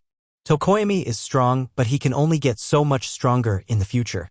If he beats you, you can just claim you'll get stronger than him. If you can't beat Achiko right now at her most vulnerable state before she can fully utilize her power, then you'll never be able to beat her at all. It's amazing how much thought you put into crushing a person. Shoto commented. Thank you. I put my full effort into what I do. Yonda said, giving him a cocky smile. Unlike you, that is. Well, I'm done here. I expect to hear that you've challenged Achiko by the end of the day or else. Oh, and of course, you won't be telling anyone about this conversation. Right? Right? Shoto agreed, much to his displeasure. Wonderful. I'll see you tomorrow. Yonda said as she waved goodbye and left Shoto to his laundry. So, that's what they mean by hellspawn. Shoto thought. Achiko was confused. She had been training with Kiba when all of a sudden Shoto came in and challenged her to a sparring match tomorrow. And he was very insistent on it too. Of course, she accepted mainly because both Kiba and Shoto kept insisting. But why? Achiko sat on her bed, thinking over why Shoto, who up until now never really seemed interested in anyone, was so determined to fight her. And she also had to think over how she was gonna win? Todoroki was strong. One of the strongest in her class along with Bakugo and Tokoyami. And if she wanted to win, she was gonna need a plan. Knock knock knock. Hello? Achiko, can I come in? Yonda asked. Oh. Sure. Come in. Achiko told her. The door opened and Yonda came in with a saddened expression on her face. Yonda? What's wrong? Achiko asked, worried for the younger girl. I'm sorry. Yonda told her, doing an apologetic bow. I'm the reason that Todoroki challenged you. Huh? Achiko looked confused. I heard him thinking that you were weak and I got really angry. Yonda lied as easily as she breathed. He said that he didn't understand why people thought you were a match for him and I said you could beat him. And he told me not to tell bad jokes. He did what? Achiko's eyes widened in shock. He said that since he was the son of the #1 hero, there was no way he could get beat by some country girl. Yonda continued to lie without a speck of remorse. He was being a real jerk. I guess that's to be expected from the person who made Kiba cry. Oh, that little Achiko had to stop herself before she thought a bad word. Her anger rose with each thing Yonda said. I'm really sorry. I kept saying you could beat him because I got angry and then he challenged you to battle. He said he'd crush that little farm girl and send her back to her poor slum with her parents. Oh, I'm gonna kick his ass. Achiko's face turned red with rage. Nobody insulted her family and her financial situation and got away with it. Of course, she was far too upset to realize that Todoroki didn't know about her financial situation, so this was obviously something Yonda made up, having learned about via mind reading. None of this was in character for Todoroki, but since the boy deliberately isolated himself from the rest of the class, Yonda could say pretty anything about Todoroki and people would believe her. So naturally she exploited this to motivate Achiko. And boy was she motivated. Achiko gave Yanda a determined look which made Yanda smile internally, but on the outside, she forced herself to keep frowning to keep the act going. Don't worry, Yanda. I'ma send him crying back to his papa. Achiko told her, her mood a combination of enraged and determined. You promise you won't lose? Yanda asked her, making sure to sound extra innocent. I promise. Achiko swore. Yanda finally allowed her smile to surface. Thanks, Achiko. I can always count on you. It was bright and early the next day. Very early. In fact, the sun only rose less than an hour ago. And it was at the exact time that Achiko and Shoto agreed to battle. The two had gone deep into the forest, not wanting anyone to get hurt in what was obviously going to be a highly destructive battle. And Shoto was trying to figure out why exactly Achiko looked so pissed off at him. Uraraka, is there a problem? Ya darn right there's a problem. Achiko said, giving him a harsh glare. Yanda told me what you said about me. What? Todoroki looked confused for a moment before he put two and two together. Wait, Yanda told you something? That's right. She told me all about how you thought I was some weak country girl. And that I should just go back to my poverty-stricken slums. Achiko ranted. How dare you? You arrogant popsicle. I didn't dash. Shoto tried to defend himself, but Achiko was having none of it. Don't try taking it back now. Achiko shouted, getting into a combat stance. If you're gonna say stuff like that, then you need to own it. Now get ready, 'cause I'm gonna kick your frozen emo butt across this whole forest. That damn demon child must have lied to her to motivate her. Todoroki realized. Do I really seem like the kind of guy to say things like that? No. It doesn't matter. Clearly, she's not gonna listen to me. There's no point in wasting my breath. Fine, believe whatever you want, Todoroki said in his normal, extremely cold tone. He also adopted a battle stance and returned Achiko's glare. Are you ready? Yeah, Achiko said. On 3. We start. 1, 2, 3. The moment she said 3, Todoroki shot out a crap ton of ice at her, attempting to engulf her in ice right off the bat. Full cowling. 12%. Achiko shouted as pink lighting surrounded her body and she leapt to the side, heading into the forest, quickly escaping Todoroki's line of sight with super speed. 12% last time she could only manage 7. Todoroki thought as Yanda's words came back to him. But one day she won't be breaking any limbs.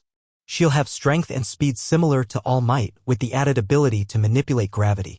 If you can't beat Achiko right now at her most vulnerable state before she can fully utilize her power, then you'll never be able to beat her at all. Okako Uraraka. Todoroki heard something behind him and he looked back to see a bunch of trees coming down on him. He created an ice wall behind him that cracked as the trees hit it, barely protecting him as some trees bounced off and others made it halfway through his rushed ice wall. How much stronger do you intend to get? Todoroki finished his thought before he moved around his ice wall and started pushing himself towards where the trees were being thrown using his ice. He maneuvered through the forest, dodging a few more trees before making his way to where Achiko was. Achiko kicked down a tree, grabbed it, took away its gravity, and threw it at Todoroki in the span of a couple seconds. Todoroki shot out another wall of ice in front of him, engulfing the tree and moving towards Achiko to try and swallow her as well. Achiko undid her gravity, jumped forward high into the air, soaring above the ice before she reached the point where Todoroki was and increased her gravity, sending herself crashing down on top of him at alarming speeds. Todoroki managed to push himself back with his ice, just barely managing to avoid Achiko as she crashed into the ground hard, creating a shockwave. Achiko returned her gravity to normal before lunging towards Todoroki, getting so close to hitting him. Her fist was a couple of inches away from his face. But Todoroki once again managed to react in the nick of time, unleashing another ice wall that swallowed Achiko whole, encasing her body in ice. Todoroki moved himself to the side and stared down the ice wall. He doubted that would hold her for long. He needed to be ready for whatever came next. Crack! Todoroki heard a cracking sound before Achiko burst from the ice, bringing a bunch of ice shards up with her. Achiko spun around, touching all the ice around her, reducing its gravity before doing a spin kick and sending all those big jagged shards of ice rushing at Todoroki. Meteor belt? Todoroki put up another ice wall in front of him, blocking the attack as the ice shards embedded themselves in the ice wall. She's keeping me on the defensive. Todoroki analyzed as he could feel the cold creeping up his body. I need to back her into a corner and overwhelm her. But when Shoto looked past the ice, she was all ready. Damn. I only looked away for a second. Where did she? Shoto's thought was interrupted by Achiko's foot planting itself into the back of his head. slamming him through the ice wall and sending him flying. Shoto rolled across the ground before moving himself upwards and creating a wall of ice to stop himself from flying back any farther. Immediately there was a slab of ice flying at him. He made another wave of ice that engulfed the projectile before traveling towards Achiko, and she, predictably, jumped back into the forest to avoid it, vanishing out of her sight once more. The next time she attacks, I need to go all out, Todoroki thought. Pin her down. Unfortunately for him, her next attack would be similar to her first in that she continued to catapult things at him. This time, instead of trees, it was massive boulders. This time, Todoroki had to make a much larger, much thicker wall as rocks rained down from the sky, slamming into his ice hard. As rocks and trees fell from the sky, Shoto found it ironic that he was now the one who was pinned. If he stayed here, he would have to keep reinforcing his ice wall as more things slammed into it. And if he moved, he would be hit by one of the many other things falling out of the sky. He only had one way out, and it was gonna cost him. Quickly, Shoto moved out of the protection of his ice wall and created the biggest wave of ice he'd made yet, having it zoom towards Achiko's location, hoping the attack would force Achiko to dodge and stop throwing crap at him. It worked, and the assault ended. Nothing else dropped out of the sky to hit him, and so after taking a second to breathe, he moved out and immediately shot towards Achiko's presumed location on his ice. Shoto could feel the ice traveling up through his body. It was so cold. And he, much to his horror, started to shiver. Damn it. I couldn't even land a hit on her. Shoto cursed. He could feel the throbbing in the back of his head where she hit him, and of course the frostbite that would soon set in. All reminders that Shoto was losing this fight. Sure, Achiko had likely spent a good amount of her energy breaking free of his ice and throwing things at him, but this was still very clearly going in her favor. If you can't beat Achiko right now at her most vulnerable state before she can fully utilize her power, then you'll never be able to beat her at all. How would he beat Achiko at her full power? Even if he won this current battle, that would still mean very little, considering that he would have barely beat her at not even a quarter of her strength.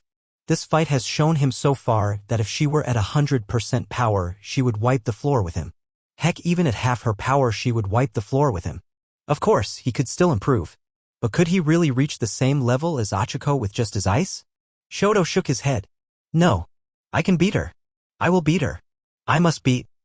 Unfortunately, Shoto was so distracted by his own thoughts that Achiko managed to get the drop on him with a flying drop kick to the back. The kick sent the two of them flying forward, with Shoto getting knocked onto the ground, his face rubbing and grinding against the dirt, while Achiko rode his back like a surfboard. After a few seconds of this, Shoto started to slow down and Achiko jumped off his back, letting him slide forward and away from her. Shoto slid a few yards away from her before coming to a stop. With his face in the dirt, Shoto tried to pull himself up. His body was weak and the cold was agonizing. If he was shivering before, he was shaking now as his arms tried to push him up. Only for Achiko to kick him back down, pressing her foot against his back on his left side. I can't believe you still aren't taking this seriously. Achiko shouted at him. I assure you, I am taking this very seriously. Shoto grunted, trying to keep his typical cold and distant tone, but his frustration and anger leaked in, making him sound far more emotional than normal. He made ice spread on the ground to try and ensnare Achiko, but Achiko just jumped off him and landed a few yards away from him. If you were taking this seriously, then you'd use your fire. Achiko retorted angrily. Yanda told me everything. She told me you won't use your fire because you don't take anyone seriously. And even now when you're half frozen and losing, you're still not using it. If you'd used your fire when I was on your back, I would have been toast. I don't need to use his power to beat you.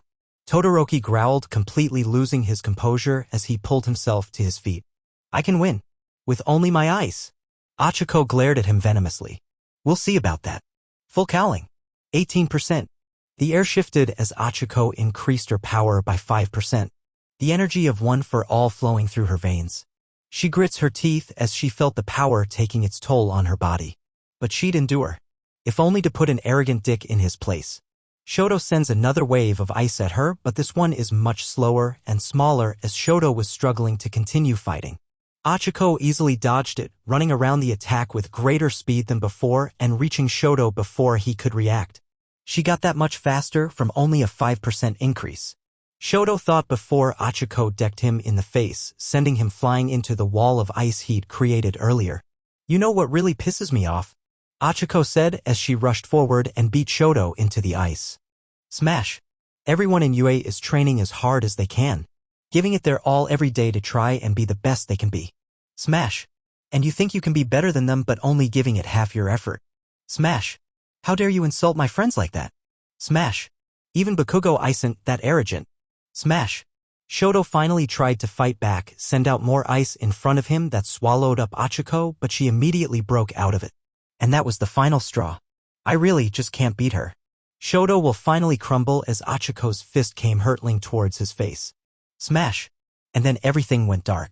So I trust you all know why we're here, Izuka said to the other 3 people in his office. It was a full day after the events of yesterday's sparring match, and the 2 involved had spent pretty much the entire day recovering. Achiko had a few bandages on her, but Shoto was just covered in bandages and had bruises all over his body.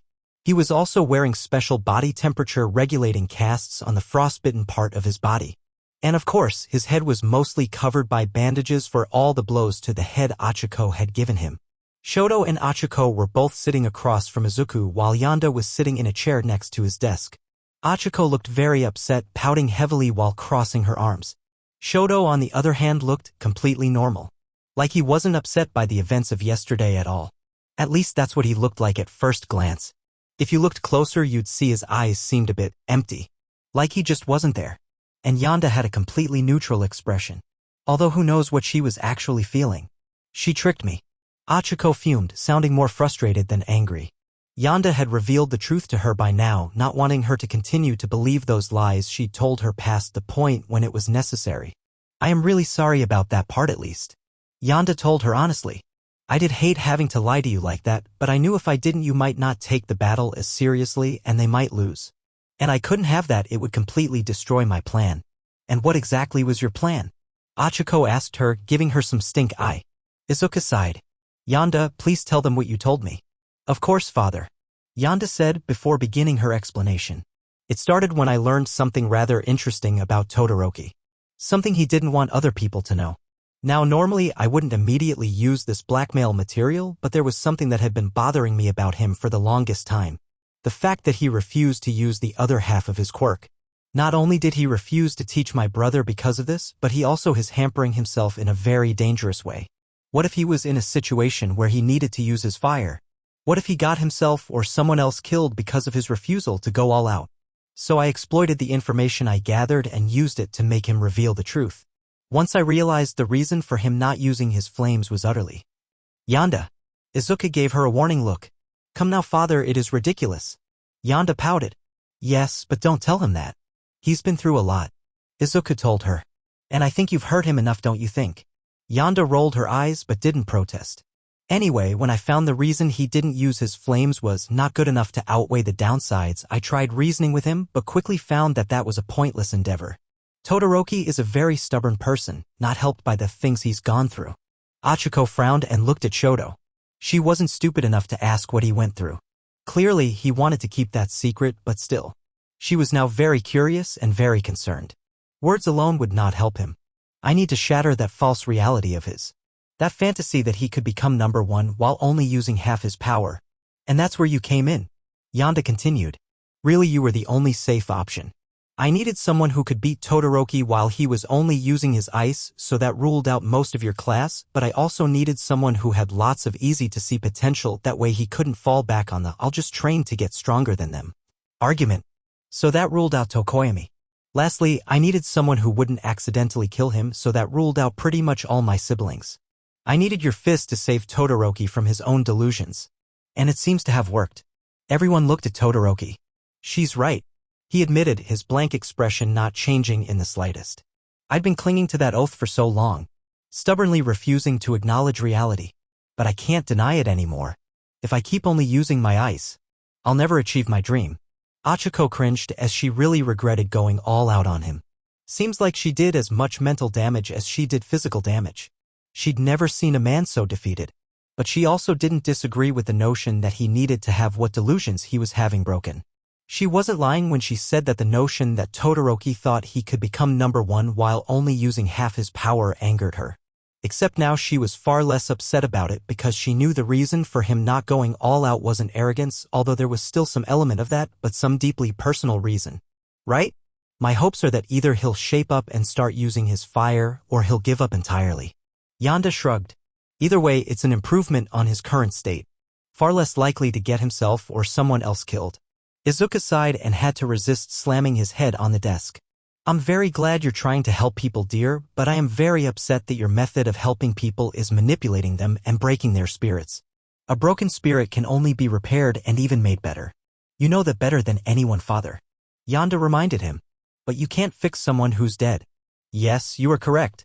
But that does justify any of this. Izuka tried to explain to her. There are other ways to handle this. How? Yonda asked, knowing full well what the response would be. Nothing. Izuka didn't have a response. Todoroki was not a child in his care. Nor would he be considered a child for much longer. Meaning Izuka had no legal right to force him into therapy or force him to do anything that may help him. And while Izuka didn't know Todoroki all too well, he knew he was overly stubborn and that talking alone wouldn't get him to change. In truth, Yonda was correct. Todoroki needed to get his ass kicked to see how hampering his oath was. Both to his safety and his dream. The problem was, if they waited for that to happen organically, then there was a good chance that Todoroki would just get killed. Or someone he was trying to save would get killed. Even All Might hasn't had the power to save everyone. Now imagine how fewer people he would have saved if he only used half his power. You don't even have to think that far, All for One would have just killed him. This was honestly probably the best thing to do for Todoroki, but he just didn't like it. And that's why Izuka wasn't as mad at Yonda as he probably should be. Because he understood that Yonda had only used such underhanded methods because she thought the situation was important enough to call for them. In her mind, she was saving Todoroki and who knows how many other people's lives in a way that couldn't be accomplished by being gentle or nice. And she wasn't completely wrong. What made it worse was that Yonda had done something similar recently, telling him something very, very important that she'd learned via these manipulative tactics. It was hard to punish someone for doing a good deed in the most efficient way possible, even if the way she went about it was bad. And it's hard to explain why her methods were bad when he couldn't provide any reliable alternatives. Saying, "Trust me, everything would have worked out," does not work on someone this intelligent and pragmatic. So it put Izuku in a very, very difficult spot, and it makes him wish he had been harder on her during the Kyoku incident, as that is an example of her methods not working out how she planned and someone getting hurt in the process. Although Kyoku would ultimately benefit from that in the long run, now that they knew what was up with her and could help her better. Izuka pulled out some calm candy from his desk, silently thanking Amai as he ate it and felt a wave of relief wash over him. I mean, I get it, but you can't just do something like that. Achiko argued, giving Yonda a serious look. You hurt me and Shoto a whole lot. Do you understand that? Of course I do. Yonda nodded. I understood exactly how much pain I'd be causing when I did this. But you're better off hurt than dead. I know it doesn't apply to you, Achiko, you would have been fine either way. But I'm sure you'd be happy getting yourself hurt to save Shoto's life, so I figured I'd give you the chance to do so before it's too late. Achiko tried to form a counter to that. One more concrete than, yes, but it's not nice, but was struggling here. Todoroki, how do you feel about all this? Izuku asked, concerned for the half-dead-looking boy. I have no idea how to feel about all this. Shoto answered honestly. It was now clear to him that he had to make a choice. His oath. Or his dream. The world wouldn't let him have both. If he wanted to become number one, he had to give everything he had. And that included his fire. His quirk was made to use both. His ice would cool down his body if he overused his fire, and his fire would warm him if he overused his ice. Trying to just use one would result in more losses like yesterday. But that would please his father far too much, no. As Yonda pointed out, him achieving his dream at all would likely please his father. Shoto could simply not get everything he wanted, regardless of how much he tried. Midoriya himself was an example of how harmful chasing unrealistic dreams were and the benefits that came with letting them go. So really it was obvious he had to change his goals. So would he give up the dream he wanted so badly and had held onto for years just because it would make his father happy? Or would he could go on, using his flames, and try to ignore the searing hatred he felt every time he imagined his father smiling on the sidelines? But what would his father do if he just gave up? Well, he'd likely try his hardest to convince Shoto otherwise, but if that failed, what then? His father was not the kind of person to give up. Perhaps he'd find some other woman and try again. Suddenly his blood ran cold and he felt nauseous. The mere thought of his father starting over again with some other woman, creating who knows how many more children and subjecting them all to the same things he'd subjected them to, Was that what would have happened if he went on trying to only use his ice? Would he have been deemed a failure like his siblings, and would his father try again? If that was the case, then he should be grateful to her for at least preventing him from that fate. Speaking Yonda, he was of two minds about what she did. On one hand, no one asked her to help him. He certainly didn't want her help, and she had no right to manipulate him and dig into his personal life like this.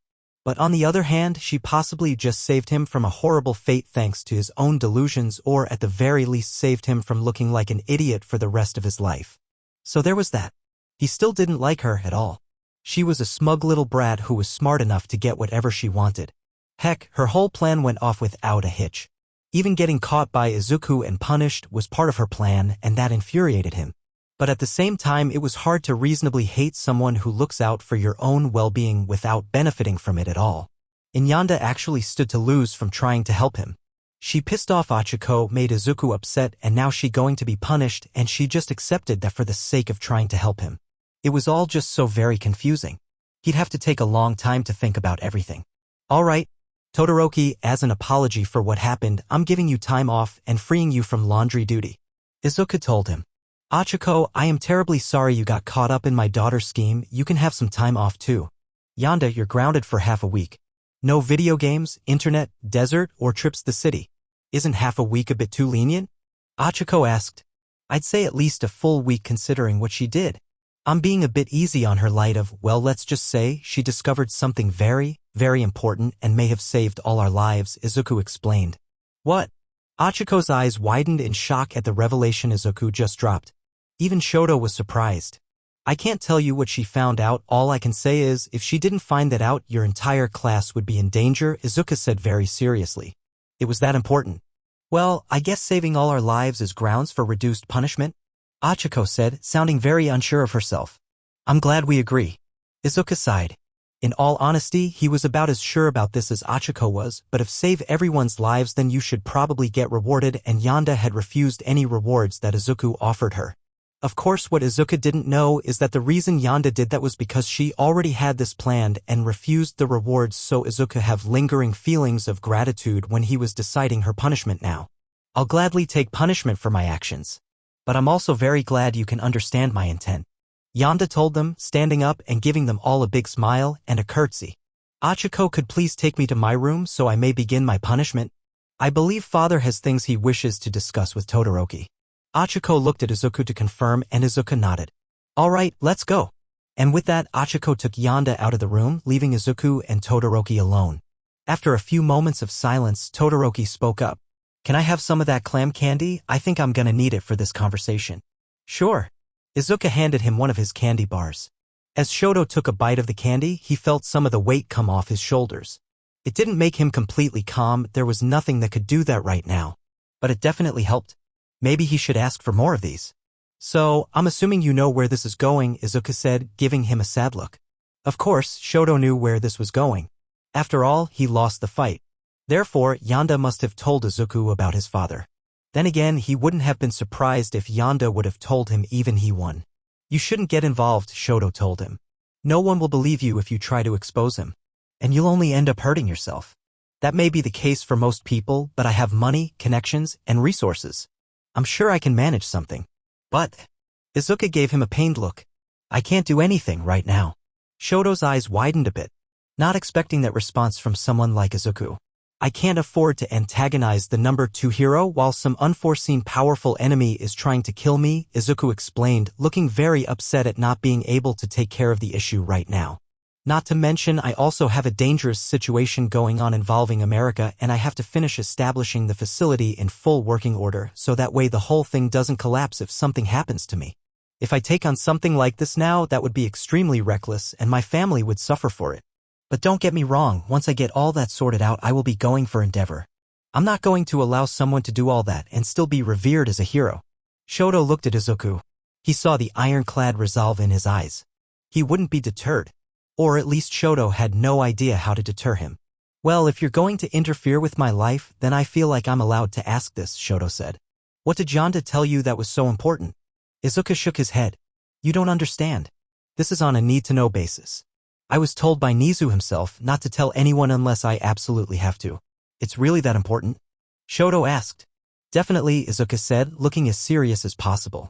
If this information gets into the wrong hands, it's very, very likely that people will die.